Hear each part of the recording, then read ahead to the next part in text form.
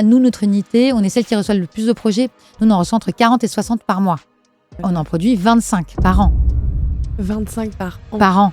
Ah ouais. Parce qu'en fait, on n'essaye pas de faire des sujets. Nous, ce qui nous intéresse, c'est les regards. Donc en fait, un auteur qui vient avec une histoire, c'est son histoire, comment lui la raconte, qui nous intéresse. Non, mais dites-vous que si vous travaillez avec un diffuseur, il va mettre son nez dedans. Donc si vous avez trop avancé sur votre projet, vous allez être hyper frustré. La première fois qu'on s'est parlé, tu m'as dit je sais pas comment on fait, mais c'est toujours du Arte. Qu'est-ce qui te fait dire ça, c'est du Arte? Je pense que c'est peut-être les sujets qu'on aborde.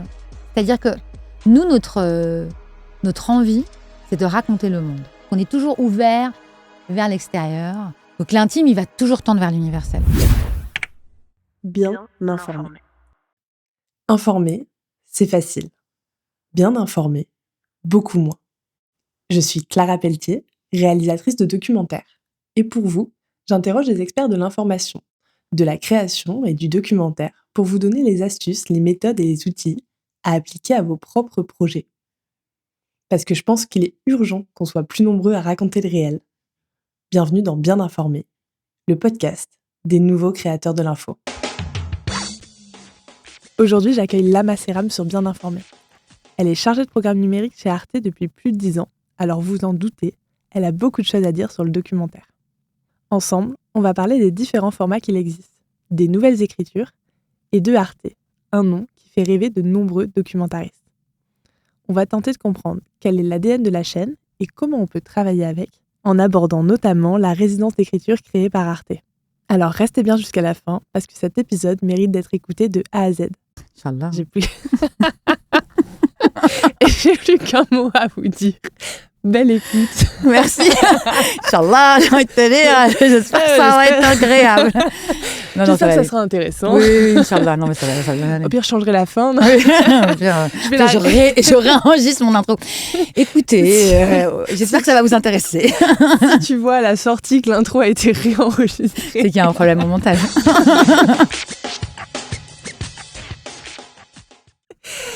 Lama, bonjour. Bonjour. Est-ce que tu peux te présenter en quelques mots?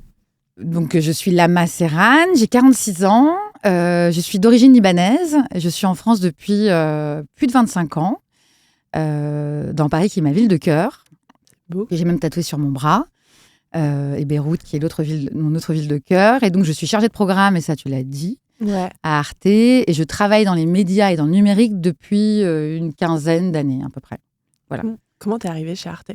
Je suis arrivée chez Arte par Gilles Fressigné, qui était mon boss à l'époque à Canal, parce que j'ai travaillé à Canal avant, où j'étais plutôt dans l'accompagnement des programmes de l'antenne sur le numérique. Donc, c'est-à-dire que je mettais en ligne les programmes, je découpais les émissions et j'essayais de réfléchir à la meilleure façon de proposer ces programmes pour le public sur Internet. Donc, à l'époque, on avait le lancement de Facebook, des réseaux sociaux. Donc voilà, donc j'ai géré les pages fans de SAV des émissions, de Bref, du Petit Journal, du Grand Journal. Et j'ai aussi travaillé sur des applications second écran, parce qu'à l'époque, ça se faisait beaucoup. On faisait des applications mobiles qui accompagnaient des programmes. Donc j'ai fait le jeu Groland, le jeu des Guignols de l'info, le jeu Bref. J'ai fait la seconde appli du Grand Journal, qu'on a fait pendant un festival de Cannes.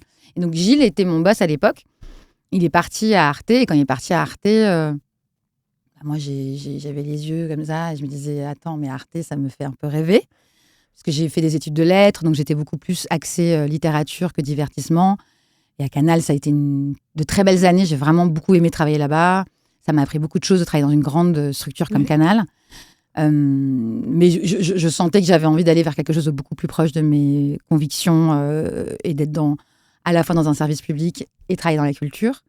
Ouais. Et donc, j'ai demandé à Gilles, je lui ai dit, est-ce que quand tu as un poste de vacant, tu peux m'appeler? Et il a dû attendre les 2 ans de clause de je ne sais plus comment ça s'appelle, on n'a pas le droit d'embaucher quelqu'un de ses équipes. Okay. Voilà. Ouais. Et donc, il m'a proposé un poste au bout de 2 ans. Ça n'a pas marché la première fois. Et la deuxième fois où je suis allée faire des entretiens, et ben, ça a marché. Et donc, ça fait 10 ans que j'y suis. Et j'ai fait au sein d'Arte, donc, quand je suis arrivée, j'ai fait plusieurs postes. Oui. Donc j'ai fait le poste, donc j'ai continué ce que je faisais bien à Canal, c'est-à-dire accompagner les programmes de l'antenne sur le numérique. Donc j'ai lancé toute la stratégie YouTube à Arte. et toute la stratégie de production de vidéos à destination des réseaux sociaux à Arte. Ok. Et donc, je suis chargée de programme, donc la fonction que j'occupe aujourd'hui depuis 4 ans dans l'équipe de Marianne Lévy-Leblond à l'unité création numérique. Voilà. Super, Mais un bon résumé. Ouais, voilà. Pardon, c'était un peu long. Non, c'est super. Et puis ça permet aussi de voir le cheminement et de voir comment on peut évoluer. Oui. Aujourd'hui, tu es chargée de programme. Ouais. Qu'est-ce que ça veut dire ? Alors, chargé de programme, c'est un travail... En fait, dans une boîte de production, ça peut ressembler à un chargé de développement. C'est-à-dire que moi, mon travail, c'est de recevoir des projets qui sont envoyés et maintenant déposés sur la plateforme d'Arte. Ouais. Qui sont déposés. Et donc, je les étudie.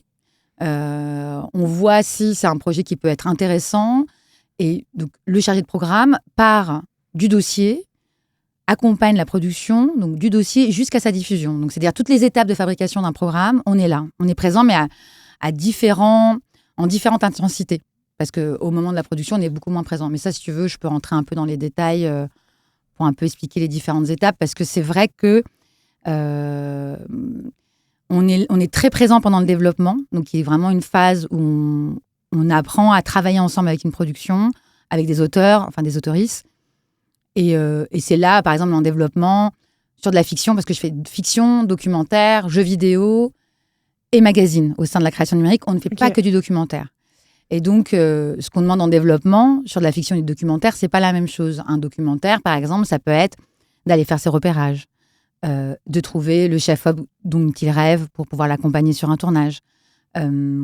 De vraiment, moi, la question que je pose à un producteur quand on va en dev ensemble, c'est de quoi tu as besoin pour allumer ta caméra, pour vraiment commencer à tourner. Et donc, on fait en sorte que pendant le développement, on cumule tout ce qu'il faut pour qu'il puisse aller après tourner, le réalisateur puisse aller tourner tranquillement en production. C'est-à-dire qu'aujourd'hui, c'est un réalisateur qui va poser son dossier sur la plateforme Arte ou qui va discuter. Vous avez un producteur chez Arte qui va accompagner ce réalisateur ? Non, alors en fait, on peut pas, pardon, c'est vrai que c'était pas très clair, mais nous, on coproduit. On ne travaille pas en direct avec des auteurs ou des réalisateurs.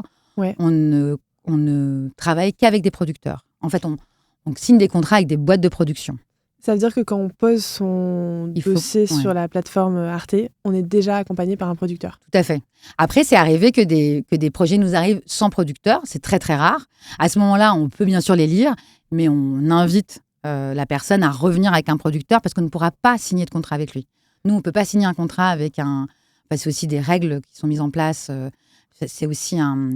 En fait, France Télévisions a aussi la même structure, c'est-à-dire c'est dans notre contrat. C'est dans nos objectifs, en tout cas en tant qu'audiovisuel public, c'est qu'on ne signe nos accords avec les sociétés de production, c'est qu'on ne signe qu'avec des producteurs et pas avec des auteurs en direct. Oui. Sauf quand on est sur des fabrications. Par exemple, l'équipe de production de vidéos pour les réseaux sociaux, dont je t'ai parlé un peu plus tôt, l'équipe que j'ai eu la chance de pouvoir créer il y a quelques années au sein d'Arte. Là, on va faire appel, par exemple, à des créateurs de contenu ou / influenceurs qui vont venir présenter une émission sur Twitch, type le doc. Ouais. Et eux, on n'a pas besoin de signer un contrat avec eux. Eux, on les rentre avec des piges ou ce genre, ou des factures. Donc, pas besoin de producteur. Voilà, exactement. Donc c'est vraiment, ça dépend. Mais là, moi où je suis, comme on est dans de la coproduction, là, il faut un producteur. Voilà. Ok, c'est noté. Et on va y revenir de toute façon à la manière de travailler ensemble ou pas. J'aimerais qu'on revienne d'abord sur c'est quoi un documentaire. Tu as dit que dans ton unité de production, qui est la création numérique, vous avez de la fiction, du documentaire, des magazines et jeux vidéo. Et magazine, est-ce que le magazine peut être une forme de documentaire ? Alors, c'est marrant parce que c'est vrai qu'un magazine, par exemple, c'est comme un magazine, quand vous le lisez, il faut qu'il y ait des rubriques. En fait, c'est ça qui détermine aussi un magazine et sa récurrence. C'est-à-dire un magazine, c'est un rendez-vous régulier, soit quotidien, soit hebdomadaire, soit mensuel. Nous, on fait surtout des rendez-vous mensuels parce que les magazines qu'on propose au sein d'Arte sont pour Twitch ou YouTube. Et donc, on suit un peu ce que demandent ces plateformes-là. Donc, le magazine qu'on a là sur Twitch, c'est Jour de Play, c'est un magazine autour des jeux vidéo. Et moi, j'accompagne un magazine culturel qui s'appelle Le Vortex sur YouTube, qui sort 2 vidéos par mois. Voilà. Donc, et pardon, ta question, c'était la différence entre... Est-ce qu'un magazine peut être du contenu un peu documentaire Vous pouvez avoir une partie documentaire dans un magazine. C'est-à-dire que, par exemple, dans Jour de Play, typiquement, il y a une capsule qui est une capsule documentaire qui s'appelle AFK, qui est filmée et faite par Maudie. Et j'ai un trou pour la deuxième personne qui fait avec elle, qui est quand même une personne assez formidable, mais ça va peut-être me revenir. Et en fait, c'est AFK, ce sont des portraits de gens qui travaillent dans l'industrie du jeu vidéo.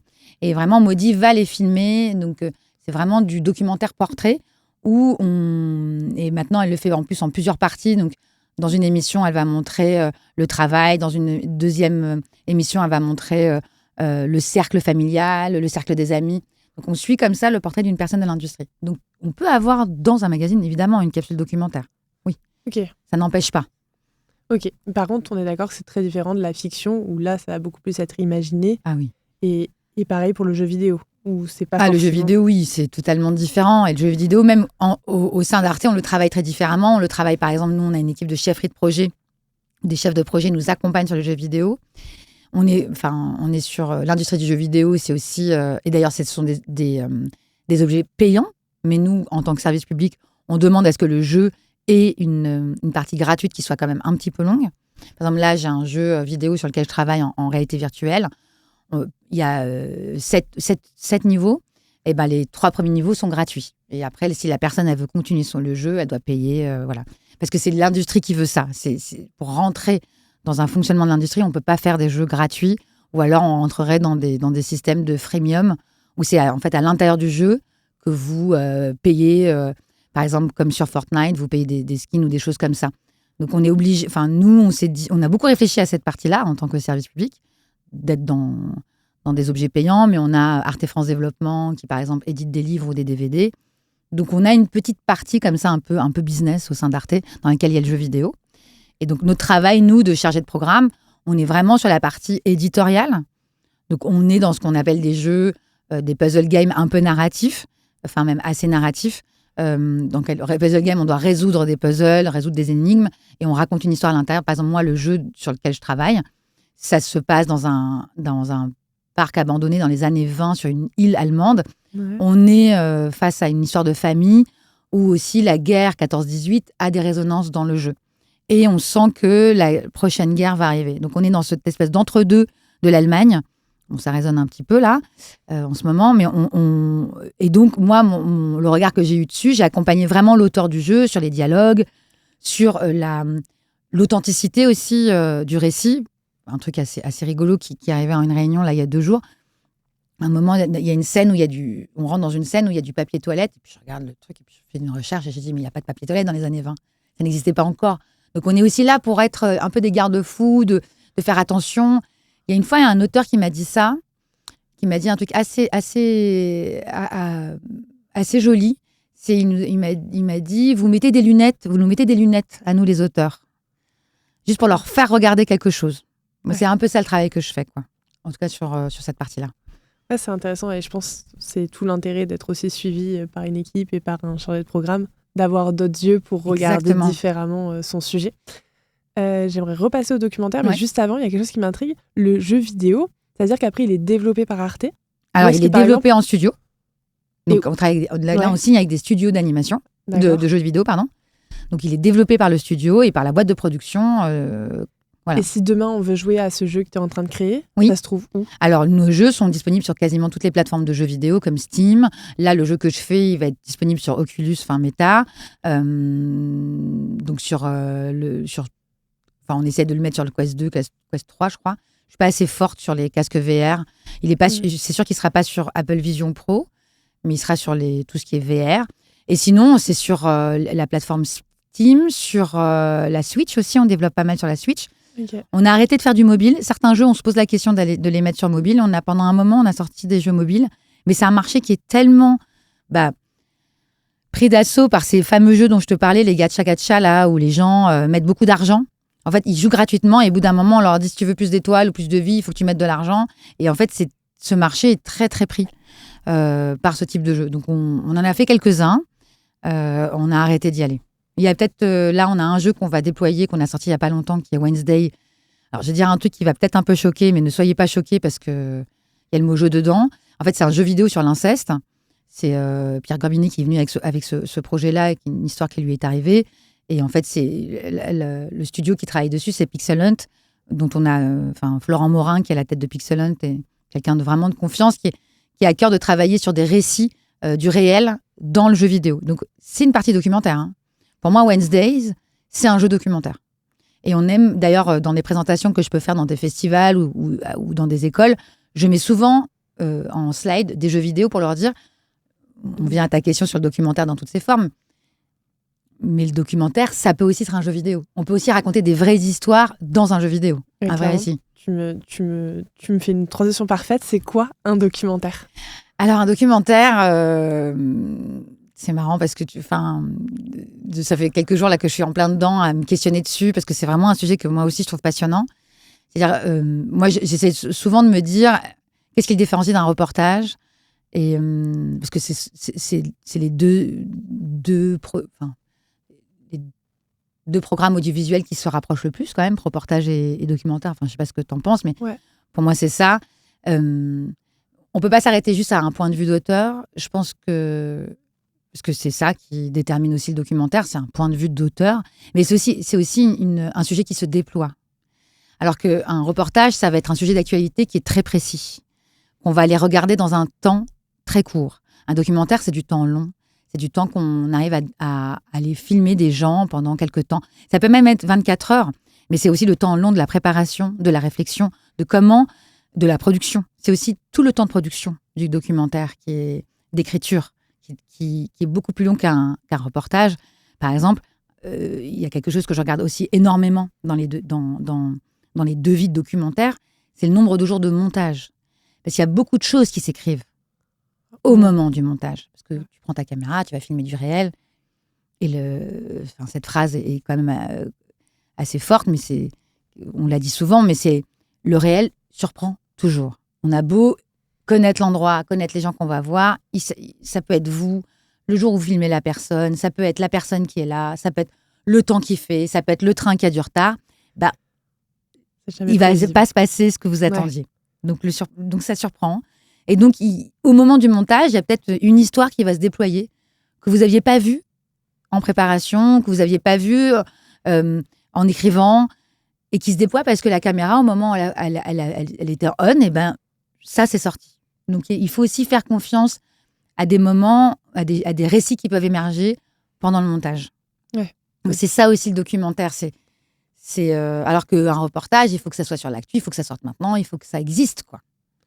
Tout de suite. On est plus sur du temps court, de la captation, exactement. Du direct. Alors, effectivement, le documentaire, et je te suis complètement sur la réécriture une fois qu'on a tourné, parce qu'on a beau imaginer ce qui va se passer, t'as beau avoir fait un pré-entretien ou quoi que ce soit, à chaque fois, t'es en train de filmer une interview où on te dit des choses qu'on t'a jamais dit avant et tu te dis, ça réécrit totalement, ou mais cette histoire, elle est folle, j'ai envie de la mettre en avant, et c'est là où au montage, tu te retrouves à retravailler tout ton sujet. Donc, il y a une vraie réécriture là-dessus. Sur le documentaire, on va parler après des différentes formes que ça peut prendre, mais c'est quoi les ingrédients essentiels à un bon documentaire ? Pas facile. Alors ça dépend où, parce que par exemple, je siège aussi au CNC à la commission documentaire et magazine, et je lis des projets qui sont beaucoup, surtout destinés à des festivals, enfin à de la plateforme, parce que pour être au FSA, il faut avoir un diffuseur. Mais c'est souvent des films qui sont aussi quand même assez festivals, du 70 minutes, du 90 minutes, des films qui donnent le temps à un récit de se déployer.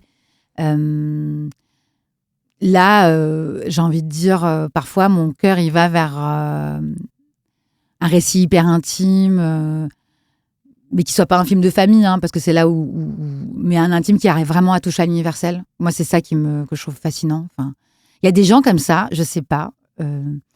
Ils arrivent à te raconter une histoire qui leur est propre, mais ça te touche, toi, d'une certaine façon. Ouais. Et moi, pour moi, c'est là où ça résonne vraiment le plus, quoi. J'adore les documentaires, évidemment, d'investigation, ou ce que peut proposer un Gérard Mordilla avec ce qu'il a pu faire autour du travail, avec Travail, Salaire, Profit, ou avec le christianisme, avec la figure de Jésus, ou sur l'islam. J'aime bien aussi qu'on aille voir des experts ou qu'on aille investiguer sur des sujets, par exemple des documentaires scientifiques, ou des documentaires animaliers, ou de l'aventure humaine. En fait, tout dépend où est-ce que tu te situes, parce qu'il y a tellement de genres dans le documentaire, il y a tellement de formes, il y a aussi tellement de genres. Ouais. Moi, de là où je suis, voilà, moi, ma sensibilité, elle va sur ça, sur un regard, un point de vue d'auteur et aussi une image, quelque chose où est-ce que tu mets ta caméra enfin, qui sont les yeux derrière la caméra, quoi. C'est quoi un point de vue d'auteur? C'est Elle est dure, hein? Ah ouais, elle est super dure. Ben, c'est quelqu'un qui, enfin, c'est une première personne, quoi. C'est le jeu. C'est c'est la personne qui regarde le monde avec ses yeux à elle. C'est ça un point de vue d'auteur pour moi. Et après, elle le problématise. Elle se pose la question de ce monde-là, comment elle le regarde. C'est pas juste regardez, il y a ce monde-là. C'est qu'elle le problématise à un moment. Elle se dit mais pourquoi par exemple, là, Les Corps électriques, qui est un documentaire que j'ai fait avec Raphaël Stora et la boîte de production Unité. Raphaël, c'est un danseur de hip-hop. Son point de vue d'auteur, c'est j'ai 40 ans, je danse du hip-hop. Mon père, c'est Benjamin Stora, qui est un spécialiste de l'Algérie. En fait, pourquoi je danse? En fait, pourquoi on danse? Pourquoi est-ce que le corps danse? Pourquoi est-ce que les danseurs dansent? Voilà. Et il part de lui, de sa propre histoire, pour aller après interroger les gens autour de lui et pourquoi ils dansent. Je ne sais pas si ça répond un peu à ta question, mais je pense que ça aide. Mais pour moi, il y a vraiment cet endroit où je peux t'en donner un autre exemple. J'avais vu comme ça Inès Berdugo, qui est une fille que j'aime beaucoup. Elle a fait sa première création de documentaire avec nous. Ça s'appelle Du formol dans le cœur. C'est une série documentaire en 5 épisodes. Ça s'appelle comment? Du formol dans le cœur. Formol dans le cœur. Okay. C'est sur le deuil. Ok. En fait, c'est l'histoire. Elle est très belle. C'est Inès qui se réveille un matin avec un énorme pustule sur le menton et elle se dit qu'est-ce qui m'arrive. Elle n'ose plus sortir de chez elle. Elle met 1 milliard de trucs. On lui conseille, tout le monde lui conseille tout et n'importe quoi. Et sa mère lui dit un jour va voir un chaman, il va te dire ce que t'as. Je connais une chamane hyper forte. Et la chamane lui dit ça semble un deuil qui n'est pas résorbé. C'est un deuil qui sort. Elle dit mais non, mais attendez, moi, le seul deuil que j'ai vécu, c'est mon père et c'était il y a 10 ans. Elle lui dit, allez regarder. Et en fait, elle se dit, comment on fait un deuil? Comment on fait le deuil de son père? Comment on fait le deuil dans sa vie? Et comment on gère les morts? Et en fait, petit à petit, on la suit dans son... Ok, il faut que je fasse le deuil. Donc, elle demande à sa mère, à sa sœur, comment toi, t'as fait ton deuil, à son frère. Et après, elle va voir d'autres gens. Donc, elle ouvre petit à petit, elle ouvre des portes. Et après, elle se dit, comment on enterre les morts? Enfin, vous les enterrez comme ça? Mais moi, je suis juive. Comment nous, les juifs, on enterre nos morts? Et donc, elle rentre. Et donc, petit à petit... on la suit dans son interrogation et dans son parcours qui part de ce petit bouton qu'elle a eu Mais on raconte le deuil, on raconte le judaïsme, on raconte être une femme, enfin, on raconte l'amour aussi, parce qu'elle parle d'amour aussi dans son documentaire. Donc, à l'orée de son parcours de deuil, on va explorer d'autres choses avec elle. Merci pour ces exemples, parce que je pense que ça aide vachement à visualiser... l'intime, comment on part de l'intime pour aller vers le collectif et de l'émotion, et pouvoir s'identifier en effet sur... là, ça part d'une histoire très personnelle, le deuil d'une personne qu'on aime, de son père en l'occurrence. Enfin, c'est hyper fort et hyper intime, et de se dire mais comment moi je m'identifie à ça, sachant que personnellement j'ai pas vécu de deuil. Mais en fait tu te dis si, la question sur comment on va parler des morts, en fait, oui, c'est vrai, si ça m'arrivait, comment je le vivrais. Et je connais un tel qui a vécu le deuil, peut-être que c'est différent en fonction de ses religions, en fonction de... Il y a plein de choses, et je trouve que c'est intéressant de se dire que ça part vraiment de l'intime, et ça, j'ai l'impression que c'est quelque chose qu'on m'a beaucoup répété dans le documentaire, c'est que ça vient des tripes, ça vient de ton histoire. Il vaut mieux, parce que si... Enfin, après, ça peut être une autre histoire. Souvent, la première œuvre, c'est soi. C'est comme le premier roman. Souvent, c'est soi. Ouais. Après, ça ouvre. Après, on a envie d'en raconter d'autres histoires que la sienne. Mais vaut mieux, parce que ce que je voulais dire par là, c'est que tu passes du temps sur un documentaire. Encore une fois, c'est du temps long. Formol, ça a pris 3 ans. Entre le moment où on a commencé à en discuter, et je parle de 3 ans, et sa diffusion. Ouais. Donc, il y a quand même un temps de prépa, d'écriture, de montage, d'aller-retour avec le diffuseur, en salle de montage, pour regarder, pour questionner, des choix de musique, des choix de plans, des choix... Voilà. Parce qu'en plus, c'était une série documentaire, donc il fallait qu'on réfléchisse aussi à la sérialité. Où est le moteur sériel? Comment est-ce qu'on invite les gens à aller regarder l'épisode suivant? Enfin, il y a aussi toutes ces questions-là qu'on se pose en série documentaire. Ouais. Donc, vaut mieux que ça soit quelque chose qui soit vraiment que vous aimiez, Parce que sinon, vous lâchez vite, parce que c'est long. Hein. Et puis, là, je vous dis, quand tout va bien, quand il y a un diffuseur et qu'il y a des financements. Quand vous n'avez pas de diffuseur et pas de financement, il faut vraiment s'accrocher. Hein. On peut faire un doc sans diffuseur et sans financement? Ouais, ça devient en autoproduction, ouais. Ça existe. Il y a des gens qui font du cinéma, le cinéma guérilla, c'est en indépendance. Et c'est un genre qui existe et c'est très fort. Il y a une grosse scène de cinéma guérilla en France. Donc, en documentaire aussi. Hein. Si on résume sur le documentaire, les ingrédients phares, on a dit de l'émotion, de l'intime et un point de vue. Pour toi, c'est les deux éléments. Et le réel. Pardon, le réel. C'est-à-dire que c'est pas de la fiction. Oui, bien sûr. On est bon, on est OK là-dessus. Si on repart sur nos formes de documentaire, tout à l'heure, on a parlé du jeu vidéo. Ouais. Est-ce qu'il y en a d'autres? Oui, la série documentaire. Moi, je pense que c'est un endroit aussi. D'ailleurs, notamment, le CNC a ouvert une aide à l'écriture à la série documentaire il y a 1 an. Donc, c'est vraiment un genre qui commence à vraiment avoir son public. Nous, par exemple, là, on a sorti 2 séries documentaires qui ont vraiment rencontré leur public, qui sont donc DJ Mehdi, qui a un 6 fois 30 minutes autour de la figure du DJ Mehdi, qui était quand même quelqu'un du rap, du milieu du hip-hop et de l'électro. Gros carton, je pense que tout le monde en a entendu parler. Et le dernier qu'on a sorti en série documentaire, et les 2 ont été suivis par Camille Baron dans l'équipe, qui a vraiment un regard très très juste sur le moteur sériel en documentaire, qui est High School Radical, qui vient de quelqu'un qui est plutôt quelqu'un qui vient de YouTube. Et lui, même dans sa forme, moi je trouve ça génial ce qu'il propose. Parce qu'en plus, moi, ça fait un moment que je me dis, mais c'est sûr que le vlog, c'est du documentaire. On peut en faire du documentaire. Ce que fait Léna tous les mois d'août, ça peut être du documentaire, c'est sûr. Soyons vraiment. Et donc, lui, il vient du vlog et il a fait une série documentaire, donc un 4x20.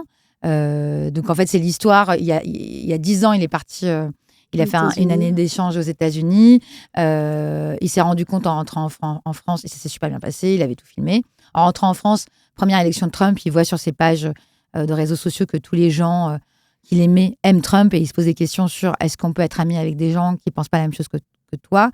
Et pour la seconde élection de Trump, il va aux États-Unis et il va revoir ses copains et ses copines d'il y a 10 ans pour les interviewer. Et tout est en mode très vlog. Il se filme dans la voiture, il se filme dans son lit, il se filme dans l'avion. Enfin, il se filme à plein d'endroits et ça marche. Donc, il y a ça que j'aime bien. Il y avait moi un autre format que j'aimais beaucoup, qu'on a fait sur Twitch, qui était Autour de minuit, qui était un documentaire en direct. Waouh! Où là, ça a été vraiment un long... Alors là, on a vraiment travaillé longuement avec l'équipe de prod, qui est donc Urbania, qui est connu pour être un média aussi sur les réseaux sociaux assez connu, qui est aussi qui vient à la base du Québec et qui a ouvert en France il y a quelques années. Et en fait, avec Florent Pfeiffer et Élise Richard, avec qui on avait travaillé sur un film de fiction en direct il y a quelques années, qui était Jour de gloire. Moi, j'aime bien réfléchir au direct et à la forme du direct. Comment est-ce qu'on peut créer du réel dans le direct? Ok. Intéressant. Moi, je trouve qu'il y a un truc du réel dans le direct. Par exemple, dans le film Jour de gloire, ce qu'on a fait, je fais une petite digression, mais tu vas vite comprendre pourquoi. C'est en fait, le film se déroulait donc le soir du second tour de la présidentielle. Et le film était entre 19h et 20h. Donc, cette fameuse heure où on ne peut pas parler de politique. C'était un film en plan séquence, en direct, où en fait, on découvrait les résultats des élections présidentielles en même temps que les comédiens dans le film, que les gens dans le film. Donc, la dernière séquence du film, elle est à 8h, où on est face aux écrans. T'as les 2 comédiens qui sont face aux écrans. On a Marine Le Pen et Emmanuel Macron qui arrivent. Et on découvre en même temps que, dans le film, dans la fiction, le réel. Le réel s'inscrit dans la fiction.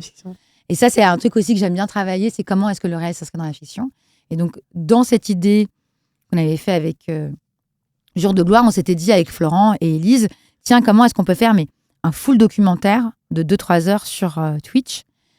Et ils sont venus avec cette idée magnifique qui était donc Autour de minuit, avec à l'écriture et à la voix et à l'incarnation, c'était Aurélie Sfez, qui vient plutôt de la radio, avec qui aussi je réalise Fragments pour les réseaux sociaux, avec qui on fait Fragments pour les réseaux sociaux. Moi, je ne réalise pas. Et en fait, c'est une déambulation de 2-3 heures dans une ville française, de 22h à 1h du matin. On va à la rencontre de gens qui travaillent la nuit, ou qui vivent la nuit, et qui nous racontent la nuit. Et en même temps, on découvre une ville. Et ça, c'est en direct. Et ça, tout était en direct. En même temps, tu avais un musicien qui composait la musique en direct. Wow. Oui, c'était assez fort. Hein. Mais ça veut dire que tu préviens, j'imagine, les gens que tu vas filmer. Il y a toute une organisation millimétrée à l'avance. Exactement. Et il y a aussi les aléas du direct, c'est-à-dire qu'une fois, on avait une conductrice de tramway et elle devait quitter Enfin, on avait toute une séquence où elle devait prendre son tramway, et ça devait être la séquence. Et en fait, elle s'est retrouvée coincée donc, à l'arrêt. Et donc, on a une séquence de 10 minutes qui devait être en mouvement, qui était à l'arrêt. Donc, Aurélie a dû improviser la séquence d'interview à l'arrêt, quoi. Donc, c'est assez intéressant parce que le direct, ça permet aussi d'aller chercher des trucs du réel qui sont très beaux, quoi. Et à l'image, on avait un Stéphane Jobert qui est aussi un réal que je conseille vraiment, qui a j'ai jamais vu quelqu'un faire d'aussi belles images. Enfin, vraiment, le souci du cadre, du portrait. C'est lui qui réalise aussi Fragment. Il a vraiment un souci du portrait qui est hallucinant. Donc voilà, donc il y a ça comme proposition qu'on avait autour de minuit. Et autre forme, Fragment donc, que j'ai évoqué, qui est donc du témoignage à la première personne pour les réseaux sociaux. Ouais. Donc là, c'est une collection documentaire. Donc là, clairement, on est dans du 5 minutes de témoignages, de gens qui racontent des histoires extraordinaires racontées par des gens ordinaires. C'est un peu la logline de la collection. Donc voilà, en fait, en docu, il y a vraiment... moi, là, l'endroit où j'ai envie d'aller aussi explorer, là, c'est le vertical. On n'a toujours pas... aux États-Unis, ils y sont arrivés. Ça fait des années qu'ils font quand même pas mal de trucs en documentaire verticaux. Nous, la fiction, on y est pas mal arrivé. Ça va. En documentaire, j'ai pas encore trouvé... le format... Ouais, j'ai pas encore trouvé Donc, avis aux gens qui ont envie de proposer des... formats verticaux. Ouais, parce que vraiment, je suis convaincue. Aux États-Unis, comment ça marche ? Il y a pour aller voir, il y a 60 Seconds Doc, qui sont des formats très courts sur les réseaux sociaux, et qui sont et c'est du docu, c'est pas du tout du reportage. Je ne sais pas comment ils arrivent à faire ça. Mais on n'arrive pas à le transformer en France. C'est vraiment 60 secondes, c'est 1 minute. C'est 1 minute, et on est in situ dans un endroit avec des gens, et c'est pas du reportage. Je sais pas comment ils arrivent à faire ça. Quand tu dis c'est pas du reportage, alors que c'est pas de l'actu. C'est une interview de personnes ? C'est pas une interview. Parfois la caméra. En fait, c'est pour ça que c'est vraiment parce que c'est là où il y a le point de vue d'auteur qui est très fort. Parce que ça dépend ce que vous allez regarder. Enfin, il y a pas un style de vidéo. Il y a plusieurs styles de vidéo parce que c'est un auteur quand même qui filme. C'est un réalisateur qui est derrière la caméra. Et c'est toujours le même ? Non, c'est pour ça. Ah. Donc ça change. Donc vous n'avez pas le même regard à chaque fois. Ok. J'irai voir. Ouais, du coup, c'est assez intéressant. De, justement, se dire, ok, ça, c'est pas du documentaire, et pourtant, c'est 60 secondes. Ouais. Donc, j'imagine qu'on aborde un sujet précis, que si c'est une interview, ça reste... Ouais. Et c'est pas un teaser, et c'est ça, et c'est dingue. Je sais pas comment il arrive à faire ça. Ouais. Et ça peut pas se twister. J'ai déjà envoyé à tellement de gens, et personne n'est arrivé à m'envoyer quelque chose qui arrive à aller là, quoi. Je sais pas pourquoi, hein, vraiment. Je pense qu'ils ont les bonnes équipes là-bas. Hein. Ouais, et puis à force de le travailler aussi, peut-être qu'ils sont arrivés. C'est ça, oui. Non, mais c'est ça. Ouais, ça doit être ça, ouais. Et c'est vrai que sur les réseaux, on voit énormément en ce moment de séries qui débarquent sur de la fiction. Et effectivement, Artelier, mais il y a d'autres chaînes qui y sont. Il y a d'autres créateurs aussi qui y sont. Et je vois moins de formats documentaires, à moins de créateurs qui vont être face cam et parler de sujets, mais on n'est pas sur du documentaire. Non, on est sur de la vulgarisation ou j'ouvre le capot. Je vous raconte comment je travaille, qui sont aussi des objets qui sont super, hein.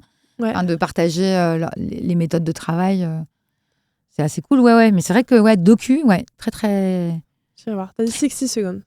60 secondes. Je pourrais t'envoyer le lien. Avec plaisir, ouais. Et il y a le format court, le court-métrage documentaire, qui est assez intéressant. Moi, je vais souvent voir ce que New York Times propose sur UpDoc. Une page dédiée aux documentaires courts sur New York Times qui est très fort. Ou alors, je vais voir sur Tank, la plateforme où vous avez quand même accès à pas mal de courts-métrages documentaires, entre du 5 et du 45 minutes, quoi. Ouais, c'est pas mal. Et tu vois, là, on arrive sur du 45 minutes, mais c'est marrant, depuis que je t'ai demandé les formes de documentaire, tu m'as pas dit une seule fois un 52 minutes ou un 20 minutes, le format classique. Non. C'est pas quelque chose que vous faites dans votre unité ? Non, c'est pour ça. Et c'est pour ça que je suis un peu mal à l'aise avec ça, parce que je sais que l'industrie est comme ça. et que je vois, moi, quand je suis au CNC et que je lis les dossiers et que je vois 52, 70, 90 et que je me dis, ah oui, c'est vrai, c'est le format classique. Nous, non, on n'est pas du tout dans ces formats-là. Enfin, on est plutôt dans les formats qui sont adaptés aux plateformes de diffusion dans lesquelles on est. Donc, c'est-à-dire Arte.tv, bien sûr, mais YouTube, Instagram, qui sont les endroits où le public voilà. est de plus en plus. Exactement. Et demande de plus en plus. Alors, après YouTube, c'est vrai que là, la longueur fonctionne très bien sur YouTube. C'est-à-dire que si vous faites du très long sur YouTube, ça marche. Mais il faut vraiment que vous ayez un super sujet où vous vous appelez Seb, pour Seb Lafrite, ou Inoxtag, ou les gens comme ça.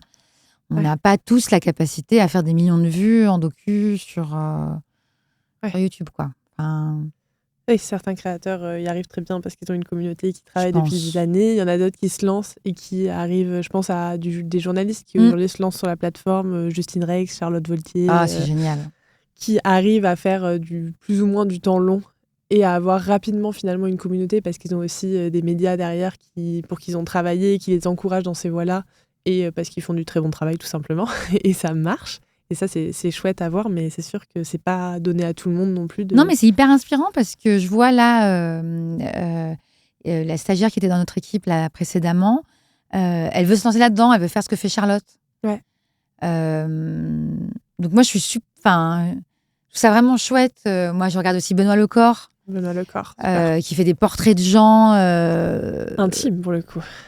Et lui-même se met vraiment énormément en scène. Ouais. Et puis j'aime bien parce qu'il fait ça en 2 temps. Il a cette première vidéo qui se portrait de la personne et la deuxième vidéo où il montre la vidéo à la personne et donc on voit aussi en fait il lâche pas les gens et des choses qui sont plutôt en coulisses parce que bien sûr quand on fait une œuvre documentaire ou un portrait on le montre toujours à la personne qu'on portraite. On va pas le découvrir sur un grand écran. Il vaut mieux lui montrer avant que ça soit diffusé et qu'elle soit OK avec l'image qu'on va montrer d'elle. Donc, et j'aime bien qu'il nous montre ça, la réaction de la personne qui voit à quoi ça ressemble. Moi, je trouve son travail très fort. Et je t'avais parlé aussi de Jean de France qui fait des portraits sur Blas. Moi, il me fascine cette façon de croquer. Alors lui, c'est vraiment, il tient tout par sa voix. Je trouve qu'il a une voix off, une écriture qui est très très forte. Mais là, on parle quand même de programmes qui font 30 minutes. On n'est pas au-delà, voire 20 minutes. Eux, ils font des programmes quand même assez courts. Ouais. Par rapport à du docu classique. Oui. Que ça soit les 52, youtubeurs dont on a parlé ou Jean de France, ça reste du 20, pas plus de 30 minutes. Ouais, c'est ça. Ouais, globalement. Des fois, un peu plus, mais ça reste très rare et leur format idéal, c'est 15-20 minutes. Ouais, c'est ça. Ça reste sur du plutôt court. Lorsque je me renseigne sur votre unité numérique, j'ai lu votre site et vous parlez de nouvelles écritures, nouvelles technologies. Concrètement, ça veut dire quoi ? Alors, nouvelle écriture, ça ne veut pas dire qu'on est un laboratoire de recherche, parce que souvent, alors je dis ça parce que ça fait, comme je te disais, ça fait longtemps que je travaille dans l'audiovisuel et longtemps que je travaille dans le numérique. Moi, je suis tombée dans la marmite avec les réseaux sociaux, avec l'arrivée de... En fait, je suis tombée dedans. Moi, j'ai fait des études de lettres. Et je suis tombée dedans parce que j'ai lancé avec mes amis chercheurs à l'époque à la Sorbonne un blog de critique de littérature francophone parce qu'on voyait que ça n'existait pas. Et donc, j'ai découvert Internet, j'ai découvert le numérique et là, j'ai fait, mais c'est quoi ce truc, quoi ? Je te parle vraiment d'un temps, je parle des années 2000, donc c'était il y a vraiment très longtemps. Et donc, en fait, j'ai fait, mais c'est quoi ? C'est génial, j'adore. J'ai vu Facebook arriver, j'ai fait, non mais attends, YouTube, je suis devenue folle quand YouTube est arrivé. Donc, j'ai vu la naissance de YouTube. J'ai eu la chance de vivre ces trucs-là. Et donc, de voir la possibilité qu'il y avait sur le numérique. Et donc, aussi, donc quand on dit nouvelle écriture, donc c'est aussi les écritures qu'on a sur ces plateformes-là. C'est-à-dire qu'on n'écrit pas de la même façon pour la télé que pour Internet. C'est vrai. C'est-à-dire que ta vidéo, tu vas pas la commencer par un long noir de 10 secondes que tu peux te permettre de la faire au cinéma. Un noir avec un peu de sonore, tu es enfermé dans une salle, tu as 10 secondes de noir, un peu de son, quelqu'un qui frotte, quelqu'un qui ouvre une porte, quelqu'un qui rentre quelque part ou un caillou qui se glisse. Une ambiance. Voilà, une ambiance sonore, tu l'acceptes sur ton téléphone. Non. Avance. Non. Va au On connaît la règle des 3 secondes. Donc, au bout de 3 secondes, il faut catcher. Donc, c'est ça aussi, les nouvelles écritures. C'est les écritures numériques. C'est les écritures qu'on a sur les réseaux sociaux. Donc, nous, on travaille beaucoup sur Instagram. C'est vraiment une plateforme qu'on aime bien, notamment en fiction, moins en documentaire. Documentaire, on est très sur YouTube, quand même. En fiction, on a lancé le compte Instagram Arte à suivre, par exemple. Il ne diffuse que de la fiction écrite pour le numérique. Donc, sous forme de Reels on fait du Reels, on fait aussi du 16-9 qu'on diffuse sur YouTube, mais on fait du Reels, de la story. On a des séries en story qu'on a sorties. Trop bien. Donc, on a fait Patience, mon amour qui était qu'en story, Malaisant qui était qu'en story. On a fait Amour solitaire en Reels. Donc on est plutôt sur, voilà, on explore plutôt la fiction dans ces formes-là. Et en documentaire, la YouTube est quand même une plateforme qui nous donne vachement envie. Donc, notamment le vlog, là, c'est quand même assez chouette. Ce qu'on a pu faire avec Max Lalhomme. Et donc, c'est ça qu'on va aller explorer. Ou avec Inès, qui vient pas de YouTube. Hein, mais cette façon de se mettre à la première personne est très YouTube. Ouais, d'incarner son sujet complètement. Ouais. C'est ce qu'on voit de plus en plus, mais sur YouTube, mais aussi dans le journalisme. Il y a de plus en plus de médias qui s'y mettent et de documentaires qui demandent cette nouvelle façon de raconter, qui auparavant était beaucoup plus effacée. Complètement. On en voyait beaucoup moins de sujets incarnés. Mais complètement. Enfin, mais alors, moi, je me pose la question, est-ce que c'est en lien avec la méfiance des médias ? Parce que quand même, on se fait... je ne vais pas faire ma pleureuse, hein, mais c'est quand même... L'audiovisuel public, en ce moment, c'est quand même très dur. On se prend des critiques, des remarques de tous les côtés, parce que c'est une période qui est compliquée partout dans le monde, et notamment pour le service public, qui est vraiment... Là, c'est surtout France Télévisions, avec la commission d'enquête qui prend cher, comme on dit. Ouais. C'est assez terrible. Donc, je me suis dit, est-ce qu'on a eu besoin à un moment pour dire aux gens, non, mais on ne vous ment pas. Regardez, le travail se fait comme ça, de mettre en scène les journalistes qui travaillent. Donc, je pense qu'il y a un peu des deux. Je pense qu'il y a une influence d'Internet, de ces nouveaux journalistes dont tu parlais très justement, qui sont arrivés et qui ont dit, moi, je te montre sur mon ordi comment je travaille, je te montre mes moments de peine, mes moments de... backstage, comment ça exactement. se passe. Et je pense aussi qu'il y a un peu de la méfiance aussi qui est venue nourrir. Ok, vous ne nous croyez pas, mais nous, on va vous montrer comment on travaille et vous allez voir, en fait. Non, on n'est pas des merdias et on n'est pas à la solde de milliardaires qui nous payent pour dire ce qu'on a à dire, quoi.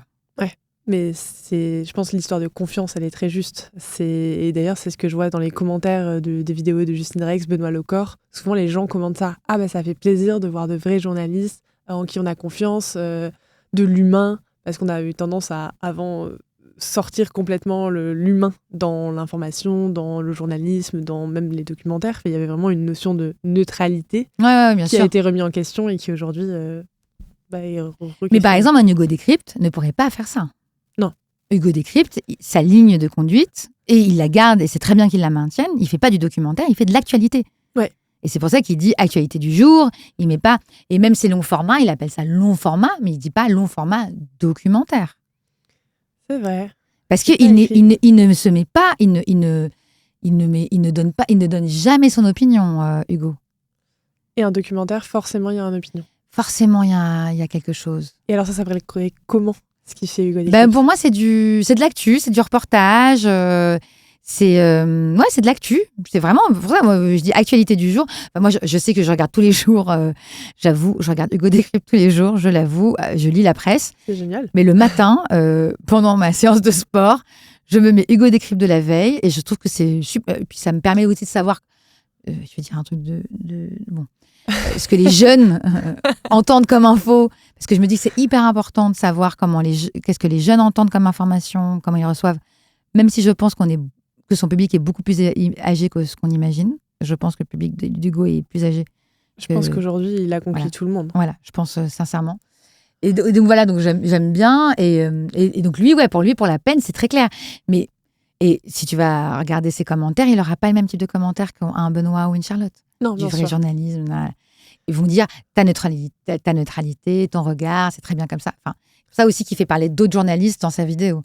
Il n'est pas tout seul à faire les actus du jour. C'est devenu un média. Voilà. C'est plus du tout un indépendant. Aujourd'hui, il a tellement grossi et tant mieux parce qu'aujourd'hui, c'est aussi, comme tu l'as dit, il a conquis un public énorme et pas que les jeunes. Et la plupart des personnes se renseignent et sont à peu près informées du monde parce qu'ils ont suivi Hugo Décrypte qui reste très accessible et on a génial, il y a une confiance qui est énorme dans sa marque, dans son média, qui est très forte. Il est impressionnant. Moi, je suis impressionnée par ces gens. Vraiment, je me dis à chaque fois, waouh, ouais. Comment tu arrives à... Alors, déjà, se filmer. Moi, j'avoue, quand j'ai vu High School Radical, c'est ce que j'ai dit à Marianne, donc Lévy-Leblond, qui est donc la directrice de l'unité. Je dis, je suis impressionnée par... parce que quand même, j'ai aussi grandi là-dedans. Enfin, je ne suis pas tombée dedans. Moi, c'est vrai que ça arrivait tard dans ma vie, ça arrivait après ma vingtaine.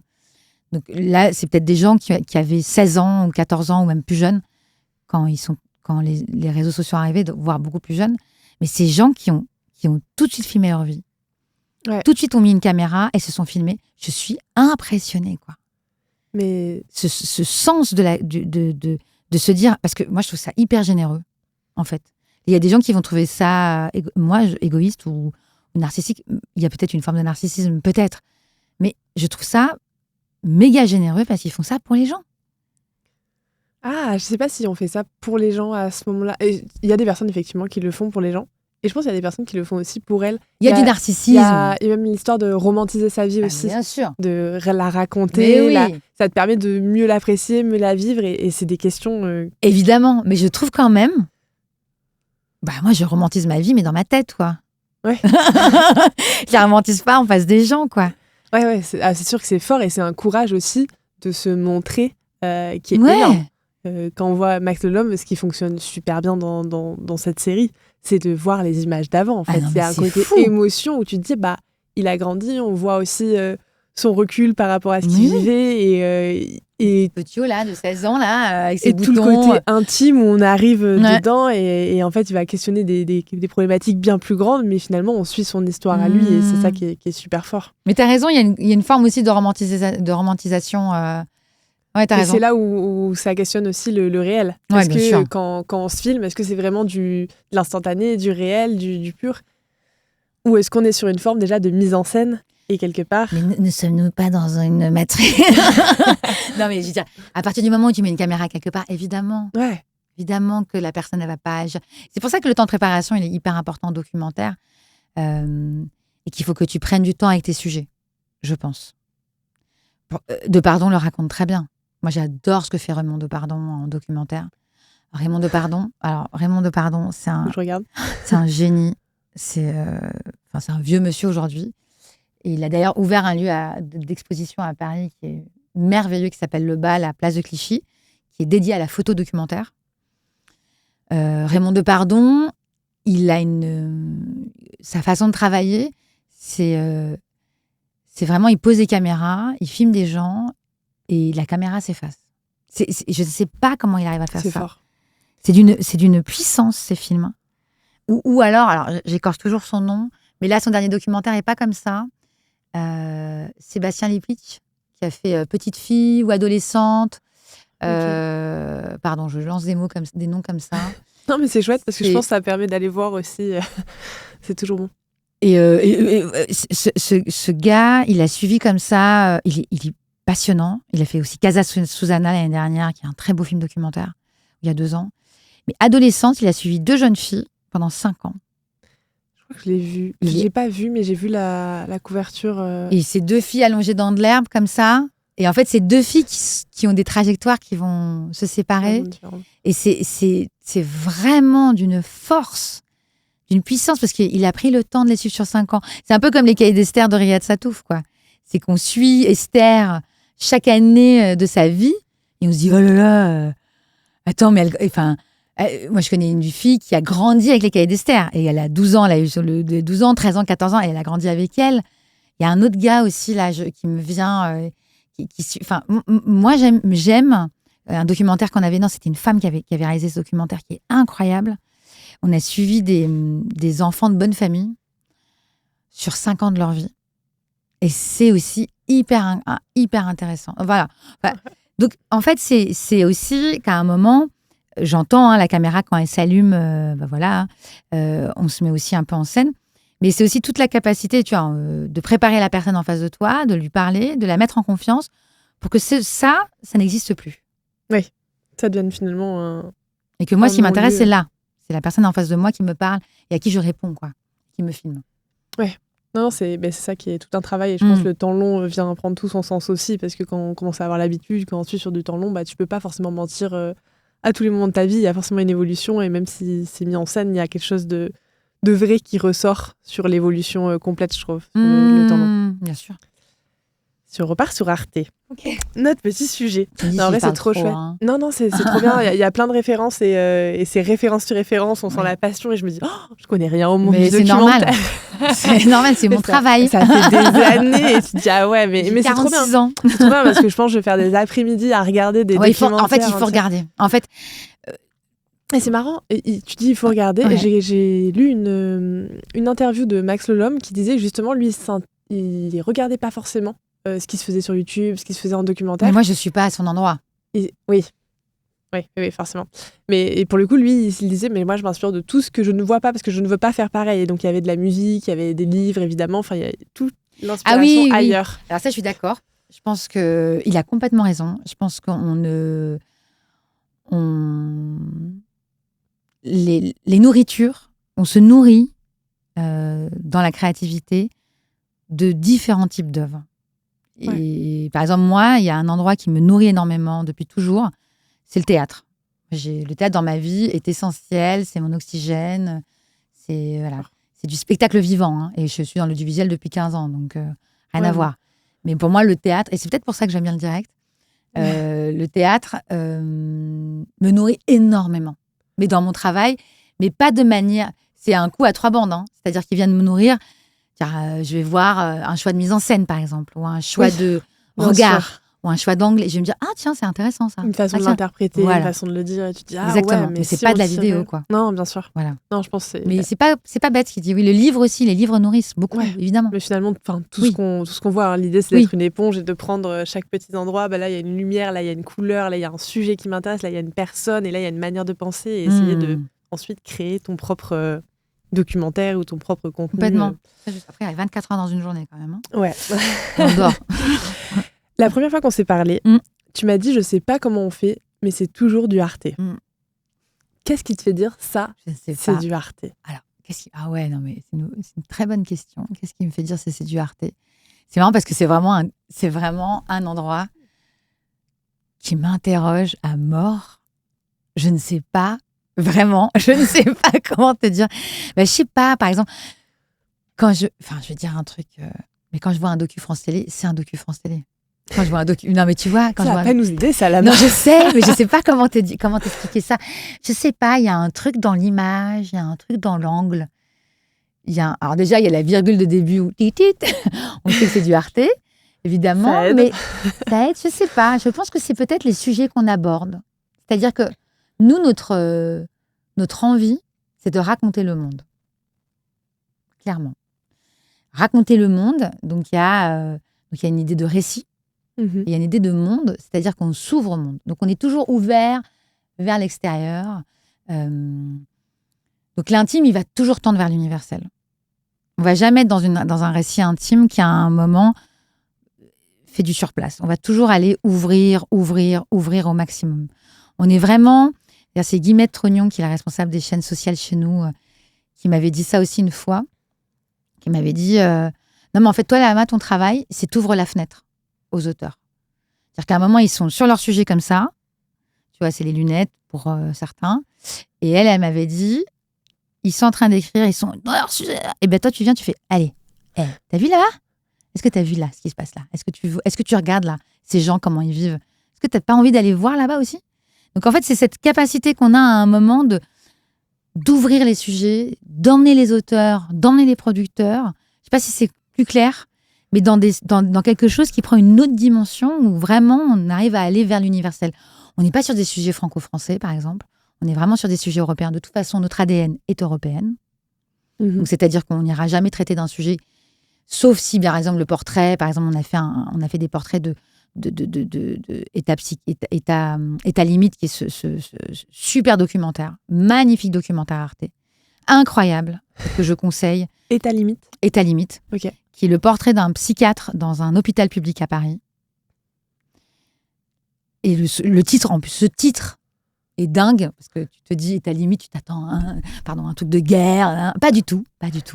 Mais c'est parce que vraiment, ce qu'ils vivent dans la psychiatrie, dans l'hôpital public en France, et ce mec, c'est vraiment le portrait de ce gars, et de son équipe, parce qu'il a toute une équipe autour de lui, c'est d'une force absolue. Et là, ça peut nous arriver d'être dans des portraits comme ça, mais ça raconte aussi quelque chose de très propre par exemple, la santé mentale en Europe, ça va pas. On sait que l'hôpital public aussi est une problématique, mais c'est notre capacité, à ouvrir, à développer un sujet, à rendre un sujet beaucoup plus grand que ce qu'il est, qu'est-ce qu'il était pensé au début.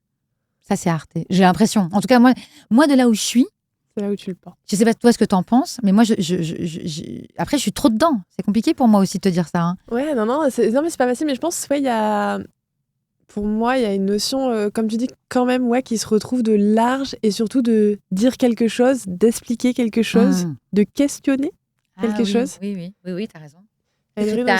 Questionnement. Ouais, il y a une vraie notion de... et tu vois, quand moi, j'ai fait un documentaire donc, sur l'amour et la génération Z. Et je sais que dans les discussions, à des moments, on m'a dit « Non, mais ça, t'es pas chez Arte ». Et je me suis dit « Ça veut dire quoi ?» Parce que du coup, je travaillais pour M6. Et j'avais une volonté de plus décrypter, d'utiliser des mots peut-être plus... pas plus compliqués, c'est pas le mot, mais... Non, mais rentrer dans le sujet. Ouais, de rentrer dans le sujet. Et peut-être du côté science, de justifier et d'avoir un côté, pas intellect, mais... expert. Ouais. Et ça a été quelque chose qui m'a dit non, ça c'est plutôt Arte, nous on reste quand même plus familial et plus ouais, c'est dommage parce que je pense que on peut en famille réfléchir bien sûr, mais ça pardon, mais c'est mon petit non, mais je pense que ça fait partie aussi du truc Arte, c'est chercher, c'est creuser, et c'est pas et on est très exigeant, c'est pas léger, on est hyper exigeant. Oui, c'est-à-dire que par exemple, je pense que l'exigence elle rentre dedans dans l'ADN Arte. Je pense que ça, c'est un mot qu'on a tout le temps. C'est-à-dire que, par exemple, l'épisode du PQ, du papier toilette, pardon, dans le jeu vidéo, ils ont tous rigolé en face. J'ai dit, non, je suis désolée. Moi, tu ne me mets pas du papier toilette dans les années 20 en Allemagne. Ça n'existait pas. Donc, je lui ai dit, tu m'enlèves ça de tous tes plans dans un jeu vidéo. Tu m'enlèves ça de tous tes plans. C'est l'anachronisme, je le refuse à cet endroit-là, quoi.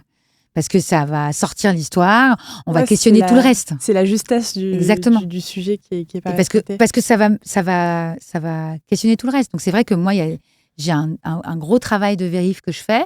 Après, je m'appuie beaucoup aussi sur les producteurs, en tout cas en documentaire, parce que j'ai des séries en histoire, là, par exemple, qui sont un peu hardcore à suivre, parce que vraiment, c'est des histoires méconnues d'Europe. Tu as peut-être un chercheur dans une université qui a fait sa thèse dessus. Donc, moi, comment te dire, voilà, je suis un peu loin de tout ça, quoi. Donc là, on demande aux producteurs de vraiment nous fournir des sources et un travail de recherche sur de l'historien pour nous dire, OK, ça qu'on raconte là, il y a ce travail d'historien qu'on a fait pour que nous... Exactement. Nous, on source tout, On source vraiment tout. Évidemment, l'exigence, elle est aussi là-dessus, elle est éditoriale et elle est aussi sur la source. Ouais.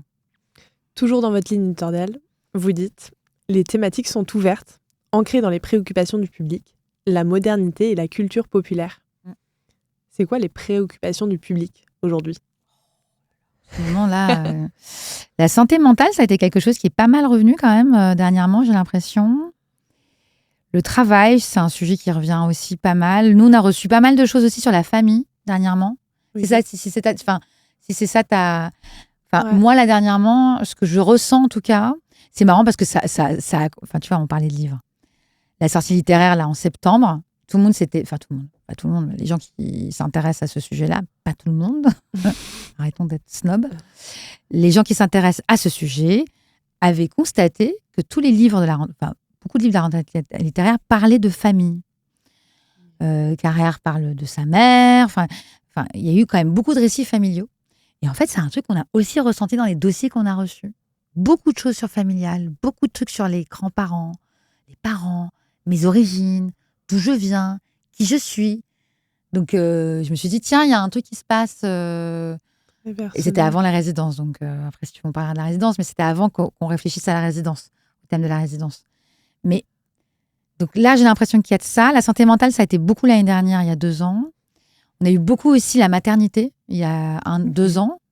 Beaucoup de récits de couples aussi qui n'arrivent pas à avoir d'enfants. Donc ça, on a eu pas mal de choses, on a reçu pas mal de choses comme ça. C'est fou. Ouais. C'est très précis, du coup. Bah ouais. Moi, j'aime bien. Alors, c'est marrant parce que tu me poses cette question. Moi, c'est un truc que je regarde beaucoup. En tout cas, j'aime bien la socio. Et j'avoue, j'aime bien étudier quand je suis au CNC et quand je suis à Arte, les tendances. De moi en moi, quoi. Je me dis, tiens, en ce moment, les gens, ils ont envie de raconter quoi comme histoire?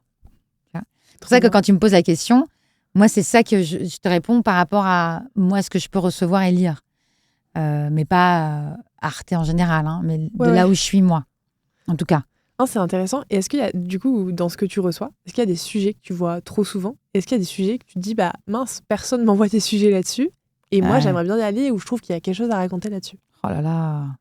Il y en a trop? Non, mais c'est hyper intéressant. Parce que c'est ce que je questionne en permanence, en fait. Et moi, sur le documentaire, c'est vraiment ma lubie, quoi. Parce qu'en fait, on n'essaye pas de faire des sujets. Nous, ce qui nous intéresse, c'est les regards. Donc, en fait, un auteur qui vient avec une histoire, c'est son histoire, comment lui la raconte, qui nous intéresse. Tu vois, c'est là où c'est compliqué de te répondre. En tout cas, à la création numérique. À l'antenne, tu as des cases. Alors maintenant, on n'a plus de cases. Hein. On est passé au shift. Ça a été annoncé au FIPADOC. On ne va plus remplir des cases. On va plutôt aller chercher des thèmes. Mais par exemple, les documentaires plus classiques du 52, 70, 90, 60 aussi. Voilà, à partir du 52. Eux, ils vont peut-être répondre à des thématiques. Tu vois, aventure humaine ou des choses comme ça, scientifiques, investigation. Nous, vraiment, c'est à la création numérique. C'est vraiment ce truc de cette histoire, elle m'intéresse parce qu'elle est racontée par toi de cette façon. Ouais.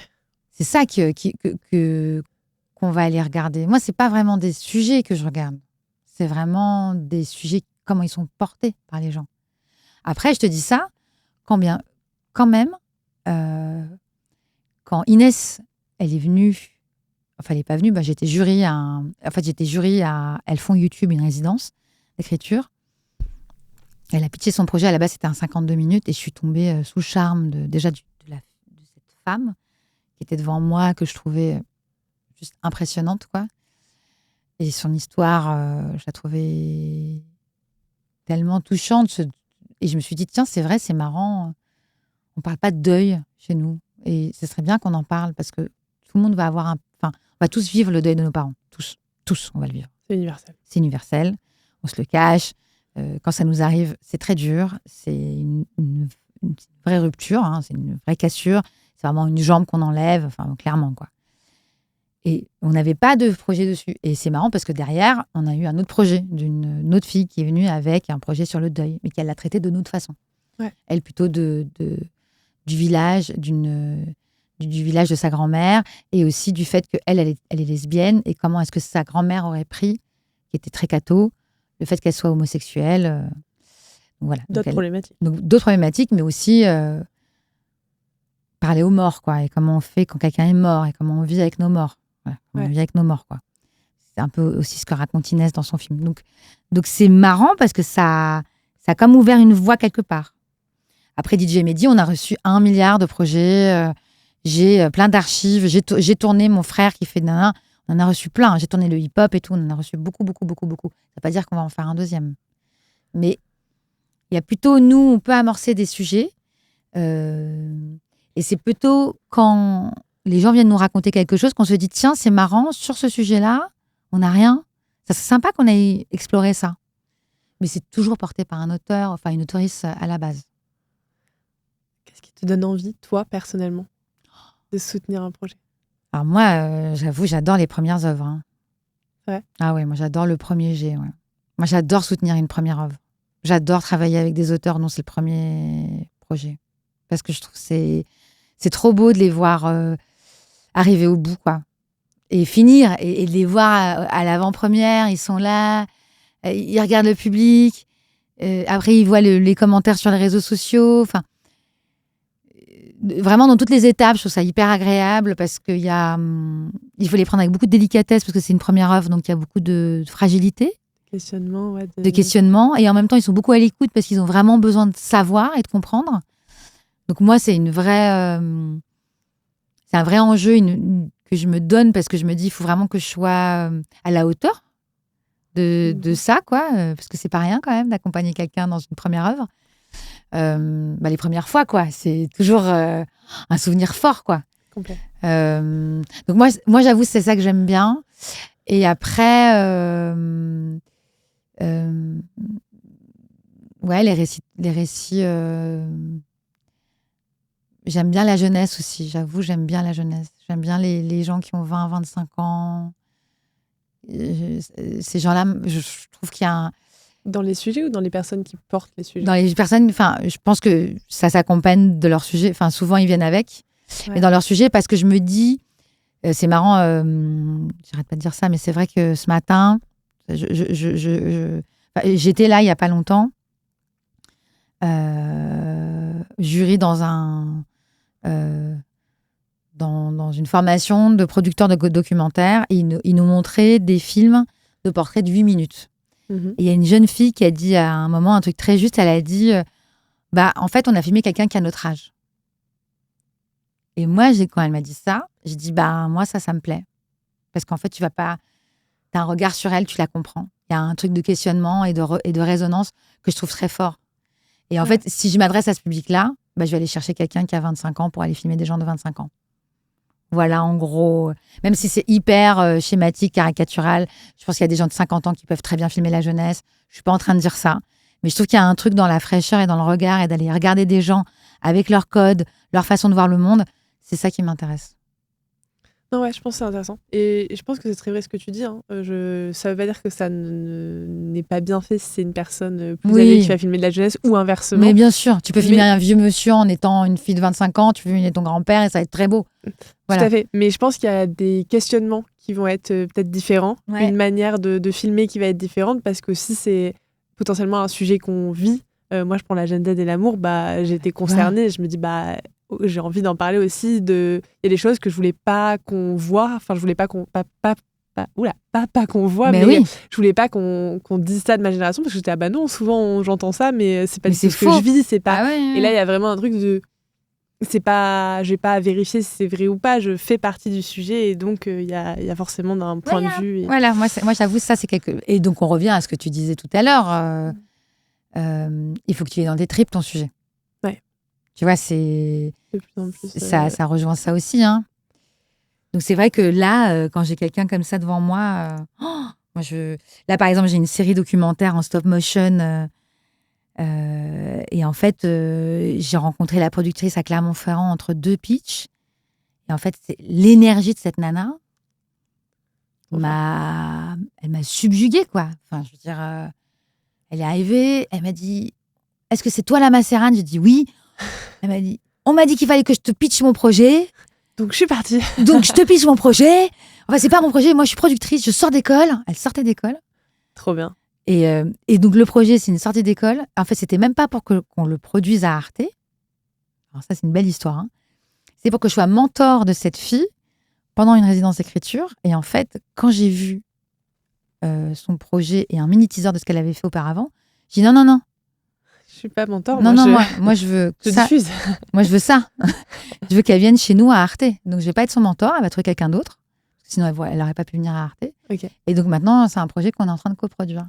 Trop bien. Donc c'est trop bien. Enfin, je veux dire, donc je fonctionne plutôt à l'humain, ouais. Donc c'est vrai que je dis ça alors qu'on est souvent derrière nos bureaux, mais peut-être que tu voudras à un moment qu'on parle de ça, comment nous rencontrer. Ouais. Mais on met en place, si tu veux. Comment proposer un sujet à Arte. Oh là c'est la suivante. Oh là là.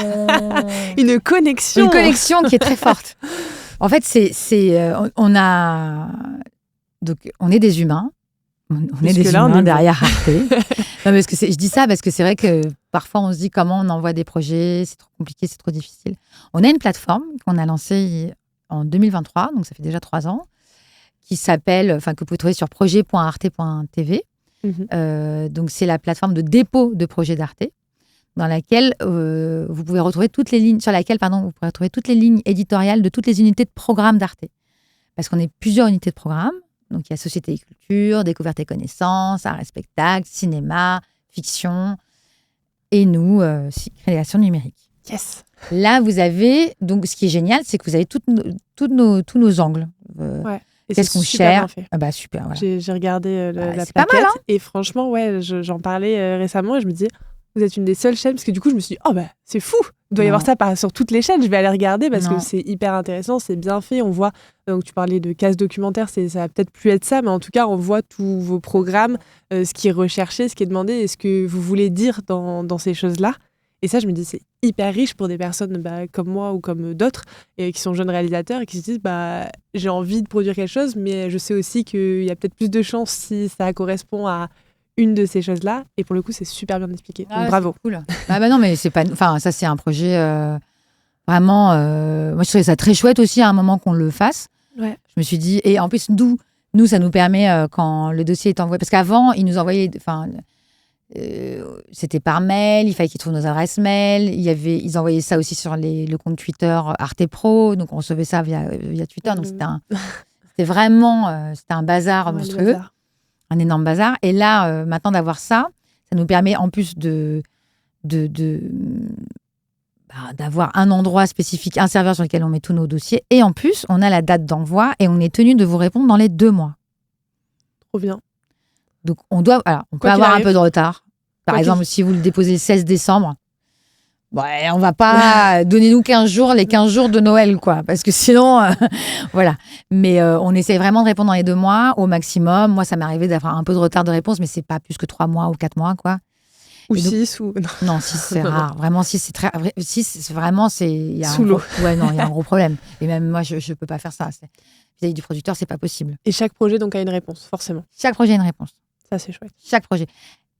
Pas toutes les réponses sont négatives, sont circonstanciées. On ne peut pas vous dire pourquoi on dit non.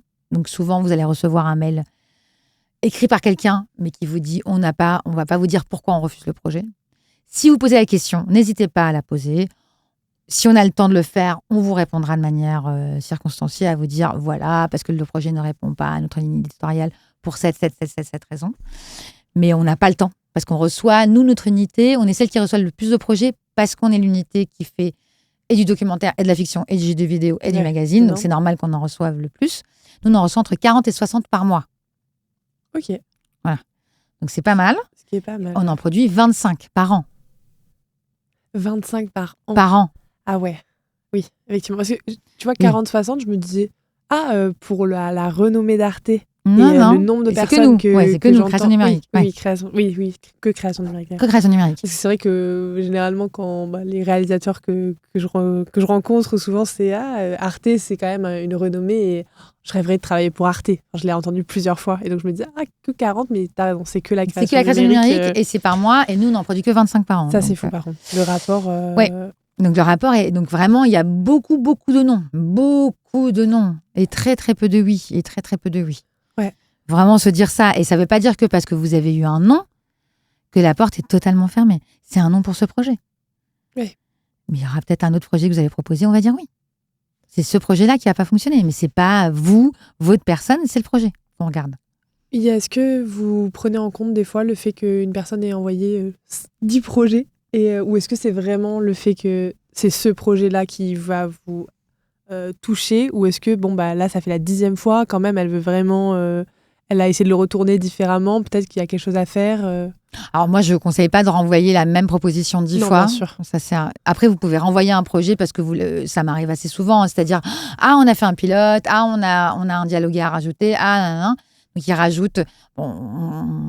Après Meltem dans l'équipe qui s'occupe de la réception des projets, elle, la pauvre, elle se retrouve à devoir gérer toute cette partie-là, donc il ne faut pas trop le faire. Mais non, on n'est pas en mode non, on reste très. On a beaucoup d'empathie, mais c'est le projet. C'est le projet, quoi. On va pas aller se dire non, ça marche pas. Enfin, ça marchera sûrement ailleurs. Enfin, je veux dire, il n'y a pas que Arte, il y a plein de chaînes, il y a plein de plateformes, il y a plein de façons de faire des documentaires aujourd'hui. Il y a comme je te disais, il y a Instagram, il y a YouTube, il y a plein d'endroits hyper chouettes où se lancer. Donc, il ne faut pas s'arrêter à nous, à tes souhaits. Mais donc, il y a ça, la plateforme. Nous, on a mis en place au sein de la création numérique un autre système qui sont les rendez-vous ouverts. Ouais. On fait tous les mois.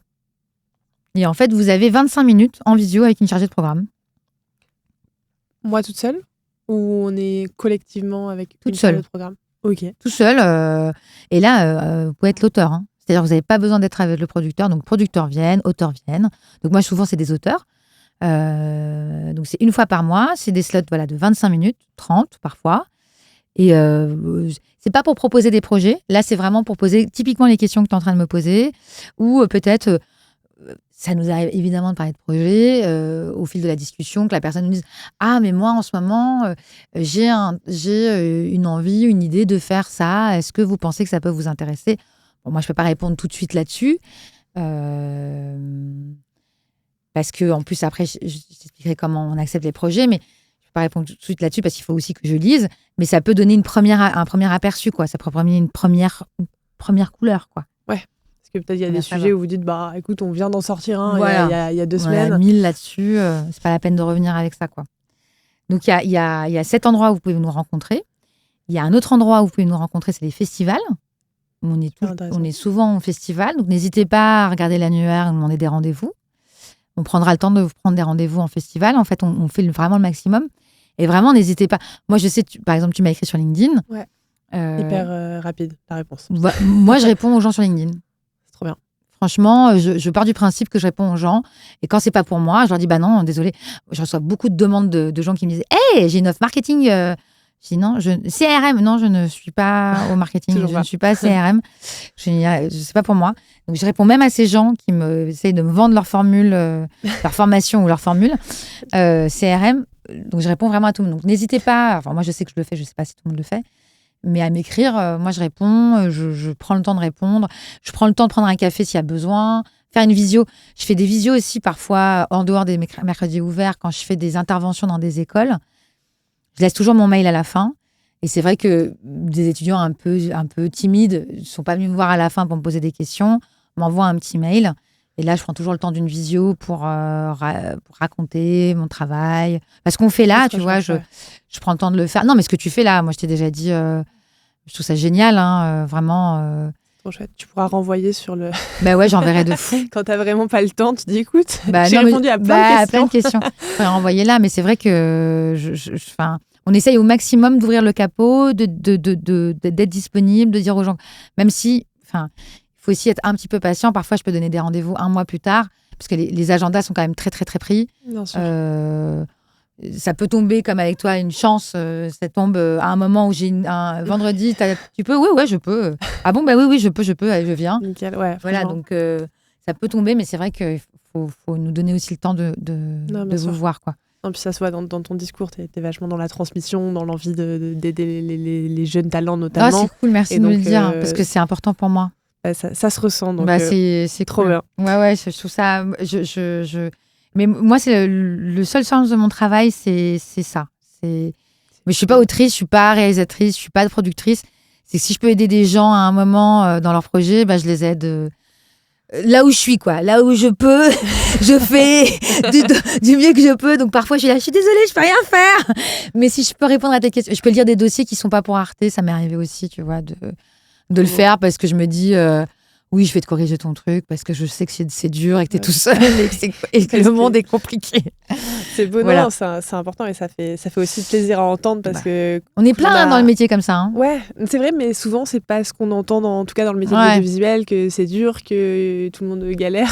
Ouais, c'est vrai. Et donc, c'est aussi chouette de se dire, il y a des gens, il y a des humains derrière qui sont aussi envie de porter des projets et d'aider dans ces milieux. Et c'est trop cool d'ailleurs que tu aies accepté cette interview aussi. Donc, merci encore. À quel stade on peut présenter un projet? Ok. Alors, vraiment, au tout début. C'est-à-dire, vous avez l'idée, vous avez un dossier de quelques pages, c'est-à-dire un pitch, un mini-concept, si vous en avez un. Un pitch, on a déjà les personnes, on a déjà... Une idée, une direction, une envie. Ça peut être... parce que comme je te disais tout à l'heure, on va faire un dev ensemble. Donc, si vous... Après, ne vous empêchez pas, si vous avez eu une aide à l'écriture et que vous avez avancé sur votre projet, de venir nous voir. Mais dites-vous que quand je dis ça, c'est parce qu'à un moment, dites-vous, je dis vous parce que les gens qui écoutent, vous êtes bien nombreux à nous écouter. Incroyable. Non, mais dites-vous que si vous travaillez avec un diffuseur, il va mettre son nez dedans. Donc, si vous avez trop avancé sur votre projet, vous allez être hyper frustré. Alors, en tout cas, nous, en copro. Si c'est de l'achat, c'est autre chose. Si on est en pré-achat ou en achat, c'est autre chose. Là, votre projet il est fini, mais vous n'allez pas prendre beaucoup d'argent. Hein. Oui. C'est vraiment un chèque et ça vous permet, vous, d'être diffusé. Donc, c'est pas mal. Par exemple, en court-métrage, elle fait souvent ça, Hélène. Ou en documentaire, il y a beaucoup de ça. De la copro, mais aussi beaucoup d'achats. On achète sur catalogue ou on achète en festival. C'est-à-dire qu'on l'a produit, on l'a envoyé en festival et vous dites ce film, on a envie de l'avoir dans notre catalogue. Voilà. On l'achète. Ok. Donc ça, c'est de l'achat. Et donc ça, c'est pas beaucoup d'argent. Et quand vous l'achetez, est-ce que ça peut être, par exemple, j'ai produit quelque chose, c'est sur ma chaîne YouTube, mais je veux aussi l'envoyer en festival ou je sais pas. Ouais. Est-ce que ça peut aussi être acheté après ou une fois que c'est, par exemple, sur YouTube, enfin une fois que c'est sur du public potentiellement? Là, il n'y a pas d'achat. Non, mais vous n'allez pas acheter ça. Ça dépend. Hein, ça va pas être. Et en plus, c'est vraiment pas cher. Hein, c'est pas beaucoup d'argent. Hein. Vaut mieux une ordre de grandeur à nous partager? Pas du tout. Parce que nous, on fait pas d'achat, donc je peux pas trop te dire. Mais c'est ça dépend de la longueur du film, ça dépend du réel derrière. Par exemple, un grand réalisateur de cinéma qui fait du documentaire, il va pas prendre la même chose qu'un qu'un jeune qui a 30 minutes sur de la vulgarisation scientifique, par exemple. Bien sûr. Mais non, ça, je suis désolée, je peux pas trop te dire. Mais, non, pas de souci. Mais je pense que ce serait intéressant que tu ailles voir que tu interviewes quelqu'un qui est dans la distrib. Ouais. Moi, je connais un peu, mais je suis pas très forte. Voilà, Non, mais c'est noté. Je pense qu'on pourrait y parler plus une heure, donc ça mérite un épisode. On a dit, on arrive avec un sujet qui est pas forcément abouti, dans le sens où on n'a pas 10 pages de projet. On en a une ou deux. Ça peut être ça peut être. Alors moi, j'aime bien les notes d'auteur ou les notes de producteur parce que ça permet d'avoir un peu un regard. Pourquoi cette œuvre ça, c'est toujours intéressant parce que dites-vous qu'un dossier, il n'y a pas l'humain derrière. Donc, le maximum de choses que vous pouvez mettre dedans de pourquoi vous voulez faire ce film est important pour nous. C'est noté. On arrive accompagné d'un producteur ou on peut envoyer un dossier sans producteur? Oui, mais on ne va pas signer avec vous. On vous demandera de revenir avec un producteur. Ça nous est déjà arrivé. On a dit à la personne, aux personnes, revenez avec un prod. Donc, est-ce que ça doit correspondre à une case Arte? On en a déjà un peu parlé. Non, pas forcément.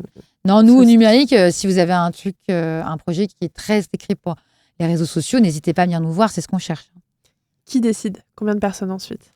Qu'est-ce qui se passe? Alors, une fois que vous avez déposé votre projet sur la plateforme, il est envoyé en lecture externe à un lecteur à l'extérieur qui nous produit une fiche de lecture. Un lecteur, elle est hors Arte. Hors Arte. Qui est un auteur, quelqu'un qui est soit scénariste, soit réalisateur, soit souvent des gens qui sont aussi sortis d'école, dans le documentaire ou je sais pas quoi. Nous, on en a une vingtaine de lecteurs. C'est Meltem aussi qui gère ça dans l'équipe. Donc lui, il produit une fiche de lecture dans laquelle il donne son avis. C'est pas un avis arrêté, hein. C'est pas sur cet avis qu'on s'arrête nous. Mais nous, ça nous permet, pour la personne qui reçoit tous les projets, Meltem, de se dire tiens, je vais peut-être regarder un peu plus. Et elle lit aussi avec Marianne qui lit. Après, il y a toujours une seconde lecture par une chargée de programme dans l'équipe. On est 5 chargés de programme dans l'équipe, comme moi. On est 5 filles. J'adore. Ouais, on est 5 nanas. Ouais, on est vraiment l'équipe. Il y a un mec dans l'équipe, c'est Stéphane, qu'on aime d'amour. Vraiment. Et on n'est que des meufs. C'est assez fou. C'est comme ça. Et ça se passe très, très bien. Ça se passe vraiment très bien. Et donc, une chargée de programme le lit. Et là, elle dit ouais, c'est vraiment pour nous. Ou alors, non, c'est vraiment pas pour nous. Elle peut dire non, c'est vraiment pas pour nous, mais je le ferai bien lire aux autres. Ou elle dire non, c'est vraiment pas pour nous, on envoie une réponse négative. Donc là, on envoie une réponse négative. Oui, c'est pour nous. Non, c'est pas pour nous, mais j'aimerais bien que les autres le lisent. Là, ça bascule en réunion projet qu'on fait tous les 15 jours, où on est toutes les chargées de programme avec la directrice, les gens des réseaux sociaux, la chefferie de projet quand on a du jeu vidéo, où là, on discute en moyenne de 5 projets. Et on se dit, qu'est-ce qu'on fait? On y va pas. C'est des réunions qui sont souvent le jeudi matin, tous les 15 jours, qui durent à peu près 3-4 heures.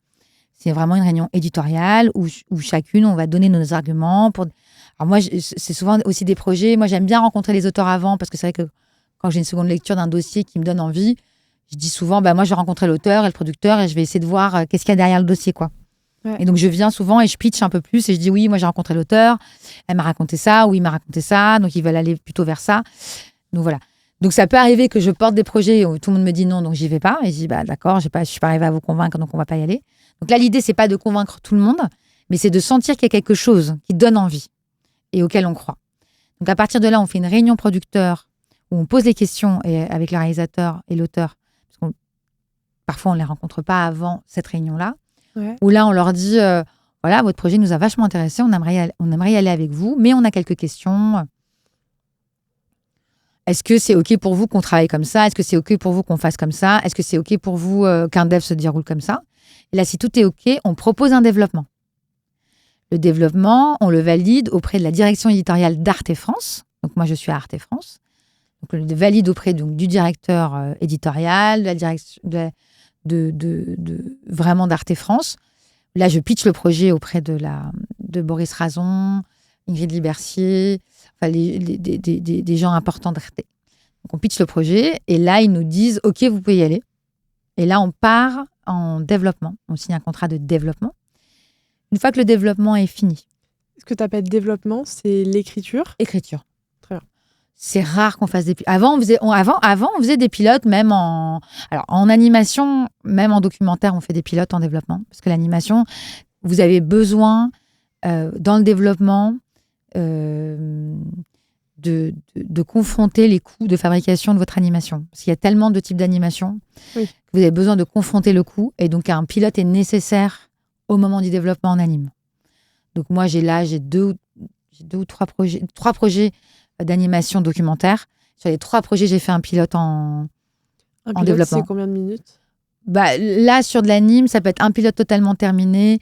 Donc, ça peut être un épisode. Donc, ça peut être un 5 minutes. Comme ça peut être un animatique. Donc, l'animatique, c'est juste du dessin. C'est juste voir à quoi ça va ressembler et la voix posée dessus. Et donc, là, c'est toujours du 5 minutes. Ou un teaser. Là, c'est du 30 secondes. Voilà, pour confronter des trucs. Donc là, une fois que à l'issue du dev, tout le monde est d'accord, tout le monde est OK. On a tous validé les livrables, on a tous dit OK, on bosse ensemble, on y va pas. On y va. Là, je le propose en production. Là, on rentre en prod. Donc là, c'est un autre système qui se met en place. Donc, je refais ma présentation auprès de la commission éditoriale d'Arte France, qui a lieu tous les mois. Ouais. Devant Boris Razon et la direction éditoriale d'Arte France, où là, je refais tout ce truc de pitcher le projet, de raconter, et donc, je pitch aussi, évidemment, la période de dev, comment ça s'est passé, pourquoi on aboutit là, aussi les endroits où ça s'est pas bien passé, les endroits où ça s'est bien passé. Enfin, il y a aussi les défauts qu'il peut y avoir, parce que rien n'est parfait dans la vie. Oui. Et voilà, c'est pas parfait, les choses ne sortent pas parfaitement. Il n'y a pas de film parfait, il n'y a pas de... Voilà. Donc, je le pitch là. Et là, à partir de là, la commission éditoriale d'Arte France me dit oui ou non.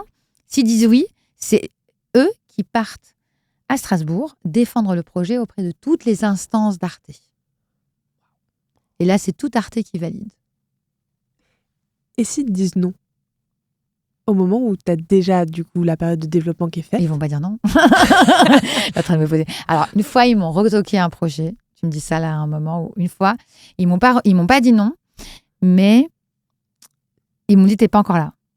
À la suite d'un dev, ils m'ont dit t'es pas encore arrivé là où tu devrais arriver. Ça m'a brisé le cœur parce que c'est terrible quand tu travailles pendant 1 an, parce que c'était un long développement là.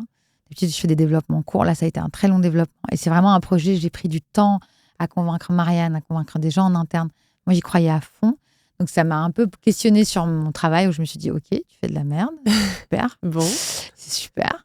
Mais bon, c'est pas grave. On a repris le bâton de pèlerin avec la prod, qui est une super prod. Donc, c'est en anime. On est reparti avec l'auteur et la prod. Et on a revu la copie. On est revenu proposer le projet. On a dit, OK, on a entendu les critiques. Voilà ce qu'on vous propose. Et là, ils ont dit, ah, bah oui, là, c'est bien. Là, c'est bien, on y va. T'as dit que tu faisais plutôt du dev court. Ouais. C'est combien de temps? 3 mois, 6 mois max. 3 mois, 6 mois, c'est la période d'écriture et d'enquête. Ouais. Après, tu reviens avec donc un projet bien plus écrit, un synopsis à ce moment-là Oui, enfin, vraiment, il y a des gens, par exemple, Raphaël Stora, là, dont je te parlais tout à l'heure pour les corps électriques, C'est pas son truc d'écrire. Lui, il monte. Donc lui, il nous a fait un truc assez court. Ok. Il a juste dit, voilà, il nous a montré des rushs, il nous a fait un premier bout à bout. Ça peut être ça. Ok. Donc, tu arrives avec ces premières images ou ce premier texte. Mhm. Tu le pitches à toute la commission qui va, elle, le pitcher. Une fois que tout le monde est OK, là, ça rentre en production. Ouais. La production, c'est le fait de filmer, Ouais. c'est la post-production. Alors, la production ici, c'est le moment où le producteur va aller chercher l'argent. On n'a toujours pas d'argent à ce moment-là. Vous avez l'argent d'Arte, mais vous n'avez pas tout l'argent. Arte finance entre 30 et 60% d'un projet. D'accord. Le producteur doit aller chercher le reste. Donc, c'est pour ça qu'il nous fournit un devis. Dans les livrables, il y a toujours un devis et un plan de financement. Le plan de financement est essentiel dans un livrable de développement. C'est-à-dire que moi, je ne paye pas 100% d'un programme. Moi, je suis en coproduction. Donc, ça protège aussi le producteur et l'auteur. C'est-à-dire que c'est vraiment une collaboration. Le mot co est important. Ouais. Et donc, les différentes sources de financement, il y a le CNC Mhm. et il y a la région. Et il y a d'autres diffuseurs, comme je te disais, TV5 Monde, RTBF, RTS. D'accord, ça peut être en partenariat ensuite, ça peut être produit par Arte et ensuite diffusé par d'autres Exactement. Et diffuseurs. qui mettent de l'argent dans les programmes. Hein. Et qui après, ils n'ont pas un regard éditorial comme nous. Ouais. Ils n'ont pas le même. En plus, ils arrivent au moment de la production, donc il n'y a pas tout le travail de développement qu'on a pu faire. Donc, ils ne vont pas venir jeter tout le travail qu'on a fait. Donc, ils savent très bien qu'ils s'inscrivent dans une continuité. Mais ils ont à peu près confiance en nous. Ils savent ce qu'on peut faire au sein de la structure. Donc, ils nous suivent un peu dans nos choix éditoriaux, notamment les chaînes que je t'ai citées, qui se rapprochent un peu de ce qu'on peut proposer à Arte, type RTBF, RTS ou TV5 Monde. Hein. Ouais. On a quand même des liens avec eux qui sont là. Donc là, quand même, il y a un gros moment quand même de recherche de financement du producteur. Là, pour l'instant, l'auteur, voilà, il a soit besoin d'y aller parce qu'il a besoin de remplir son calendrier. C'est pas de la fiction. La fiction, il peut tourner ça, voilà, quand il veut. Là, un documentaire, s'il a besoin de tourner, il peut commencer à tourner et le producteur a débloqué un peu d'argent auprès d'Arte. Il y a quand même une partie où il va chercher de l'argent. Hein, Ok. quand même. Qui fait partie de la prod. D'accord. Donc là, il va chercher de l'argent. Ensuite, s'il trouve, normalement, il trouve l'argent à ce moment-là. Ça rentre en production, tournage, post-production. Ouais, montage. Et ensuite, on arrive à la partie où c'est la diffusion. Oui. Et donc, moi, en montage, je suis présente. Hein. C'est-à-dire que Ok. production... Alors, tournage documentaire, je ne vais pas. Je visite pas les plateaux. Tournage de fiction, je passe toujours une tête. Ok. Je passe toujours une tête pour dire salut. Sympa. Je vois comment ça se passe. Tournage documentaire. Je le fais pour les magazines aussi. Je vais souvent sur le tournage du Vortex. C'est important pour moi. C'est une chaîne qu'on a lancée il y a très longtemps. Donc, puis c'est une prod à laquelle je suis assez attachée. Donc, j'y vais. Et après, on va à la diffusion. Donc, le montage. Donc là, on fait... nous, on essaye de ne pas avoir trop d'aller-retour avec les prods en montage parce qu'on se dit que c'est dur. Mais on essaye d'avoir des... Pas des V15, quoi. On va pas arriver à des V15. Des 15e versions d'un montage, c'est pas possible. Enfin, c'est trop dur. Après, on ne sait plus ce qu'on a vu au départ. Donc, on peut faire 4-5 versions max. Ouais, quoi. V5, ce qui paraît plus... plus logique, quoi. Super, je pense qu'on a fait un bon tour de comment on a fait. J'aimerais qu'on aborde rapidement, il nous reste peu de temps, mais j'aimerais quand même qu'on en parle parce que moi, j'ai découvert ça récemment et je trouve ça trop chouette, la résidence d'écriture de Arte. C'est quoi une résidence d'écriture ? Comment on peut participer à cette résidence de Arte ? Merci de l'avoir spoté. C'est mon petit bébé au sein d'Arte. C'est quelque chose que j'avais vraiment envie de faire avec la résidence Frame, qui est un festival qui a aussi des résidences d'écriture. Résidence d'écriture, c'est un endroit où des autoristes se retrouvent et travaillent leurs projets ensemble, accompagnés d'un mentor qui va établir un calendrier, des rencontres, des sessions de travail autour de projets qui sont donc portés par ces auteurs. Quand on l'a lancé il y a 3 ans, l'idée c'est d'avoir une thématique par année. Il y a 3 ans, mon dada c'était la série verticale. Ouais. Donc c'était imaginer une série à la verticale. Donc là, on sort, j'espère, bientôt la série qui est donc 3 minutes avant la fin du monde. Donc en fait, pardon, que je revienne à la résidence. Donc la résidence d'écriture, donc on sélectionne 8 résidents, 4 femmes, 4 hommes, selon des critères de sélection qui sont à retrouver sur le règlement, qui sont assez classiques. Hein. Et l'idée, c'est de pouvoir être accompagné. C'est 5 jours, donc on ne peut pas rentrer profondément dans le sujet. Donc c'est pas comme Groupe Ouest ou d'autres types de résidences qui vraiment accompagnent les projets sur un long terme. Et donc, c'est des résidences qui ont lieu tous les 2 mois, 1 semaine. Et ça, c'est plutôt pas mal, moi, je trouve. J'aimerais bien arriver à ça, mais bon, pour l'instant, c'est vraiment cette résidence-là où, pendant 5 jours, la mentor va essayer de travailler avec eux sur bien consolider l'idée, la faisabilité aussi du projet, leur dire, est-ce que tu penses que ton projet est faisable en termes de production, là? Et donc, des producteurs viennent les rencontrer, des gens de la région de financement viennent les rencontrer pour leur dire voilà ce qui est possible ce qu'on se disait d'avoir comme argent, voilà les endroits où vous pouvez aller. Et à l'issue de la résidence, ce qu'on fait, c'est qu'il y a un jury, ils pissent leur projet devant un jury de professionnels.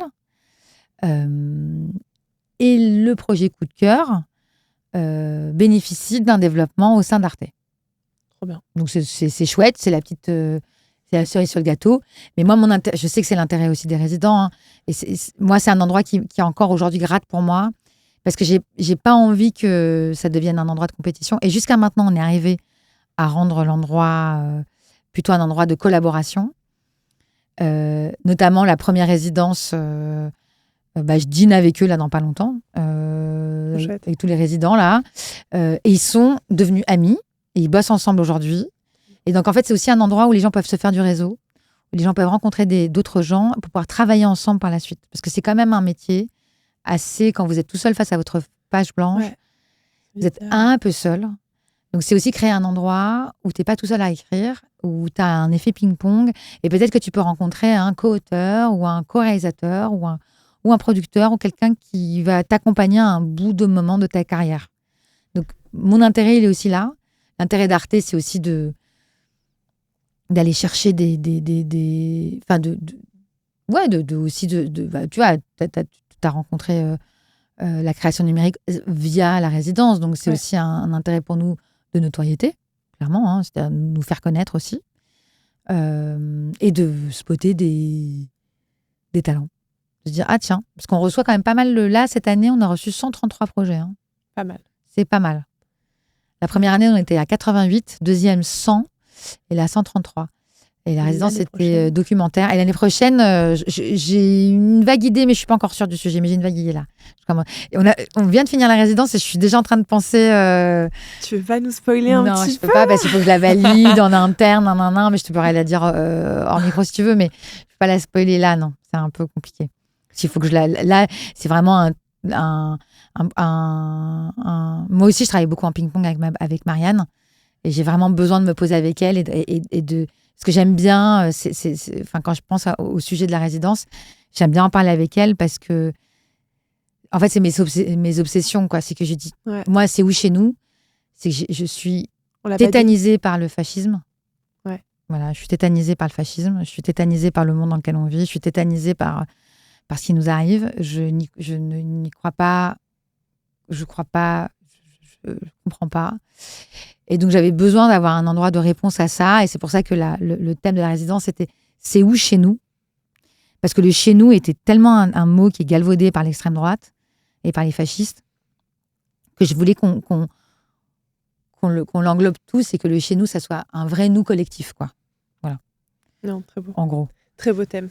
Je te l'ai dit, mais moi, j'étais dégoûtée de voir ce thème qui me parle par rapport au voyage, par rapport à plein de choses. C'est des questions que je me suis déjà posées. Qu'est-ce qui fait que je me sens chez moi quelque part? Bah oui. Et donc, je trouve que c'est un très beau thème. Et j'ai hâte de voir ce qui va sortir. Et écoute, c'est pas mal parce que j'y ai passé une tête la semaine dernière là, à Avignon. C'est toujours à Avignon que ça se passe. Et ce qui est super beau, c'est la diversité des profils, quoi. Ouais. Tout le monde a une histoire à raconter qui est...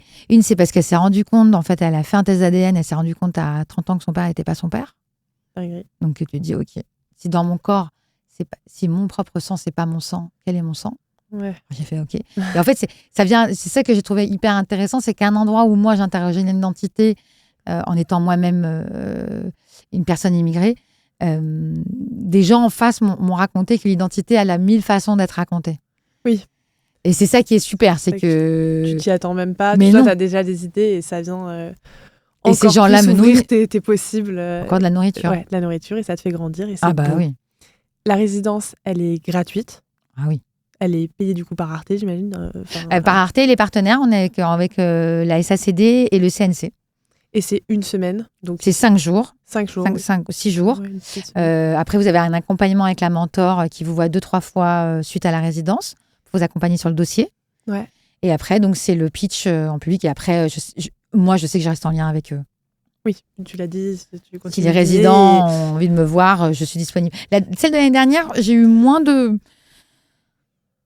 contact avec eux. Donc, s'ils entendent le podcast, n'hésitez pas à m'écrire. Je suis là. Je suis avec plaisir pour avoir des nouvelles. Bah, oui. Comment allez-vous? Merci beaucoup pour tout ça. J'ai encore 2 questions et Ok. après on va être tout bon. Pardon, je suis désolée si c'est un peu long. Mais c'est long, mais c'est intéressant. Mais c'est et c'est bon. Et en fait, on en veut encore. Ah oui, non, mais Mais il est 56, on va rendre le studio à 18h. Ok, d'accord, allez. C'est tout simple, est-ce que tu as des conseils, justement? Oui. On en a beaucoup parlé pour des personnes qui veulent faire du documentaire aujourd'hui. Ah oui, mais alors je vais être à l'encontre de Max, mais moi je pense qu'il faut affûter son regard critique. Il faut regarder des choses qu'on aime et des choses qu'on n'aime pas. Ouais. Pour se dire, tiens, ça j'ai envie de le raconter. Il faut lire, regarder des choses, parler aux gens autour de vous. Ouais. Oui. Se cultiver, Faites-vous aller vers confiance. les autres. Ouais, et faites-vous confiance. Et faites-vous confiance. Et vraiment, faites-vous confiance. Ah ouais. Faites-vous confiance. Ouais, mais parce que mais je sais pas si. Non. Tu sais. Ouais. Allez voir, ça me parle. Voilà. Est-ce qu'il y a quelque chose qu'on n'a pas abordé, qui te paraît important à dire? Sur le documentaire Sur la vie. Sur la Est-ce que vie, tu as envie, là aller au théâtre, regarder du spectacle vivant, mettez de la joie dans vos vies, voilà. C'est ça. Parfait. Mais allez au théâtre. Surtout. Ouais. Et lisez de la poésie. J'adore. Non, c'est trop beau. C'est vrai. Est-ce que tu as des ressources indispensables? Des documentaires, je crois que tu en as pas mal donné. J'en ai donné quand même pas mal des docus là, donc c'est pas mal. Ouais. Si tu dois en choisir un. Un format qui t'a marqué. Moi, j'ai adoré, mais il est vieux, hein, mais The Lift, c'est un documentaire anglais où un mec a posé une caméra dans l'ascenseur de son immeuble. Et en fait, tout le film se passe dans l'ascenseur. Ok. Et c'est génialissime. Parce que tu parlais de la caméra et ce que la caméra fait aux gens. Et là, on voit ce que la caméra fait aux gens. Parce qu'en plus, c'est un voisin. Donc, il y a la caméra et le voisin. Donc, on parle au voisin, on parle à la caméra. Il y a une espèce de double discours qui se fait. Et puis, ce lieu. Et puis, The Lift, qui est magnifique, que vous pouvez trouver sur des plateformes à la demande assez facilement. Qui est un très, très beau docu. Eh bien, c'est noté. Je pense qu'après l'écoute de cet épisode, on a une bonne semaine de documentaires à regarder. Et c'est génial. Un grand merci pour tout ça. Merci à toi. Et puis, pour ceux qui nous écoutent, n'hésitez pas donc à envoyer plein de projets à Arte parce que franchement, il y a plein de choses à faire et on le voit que c'est assez ouvert et qu'on attend que ça des projets qui viennent révolutionner, particulièrement dans le vertical, si on a bien noté. Et puis voilà. Merci. Merci à toi. Merci beaucoup. Bien informé. Merci d'avoir écouté Bien informé. Si cet épisode vous a plu, n'hésitez pas à vous abonner, à laisser 5 étoiles sur Apple Podcast, à m'envoyer un petit message, à le partager à d'autres créateurs de l'info. Parce que d'une part, ça me fait très plaisir et d'autre part, ça m'aide beaucoup pour le développement du podcast. Je vous dis à très vite pour un nouvel épisode.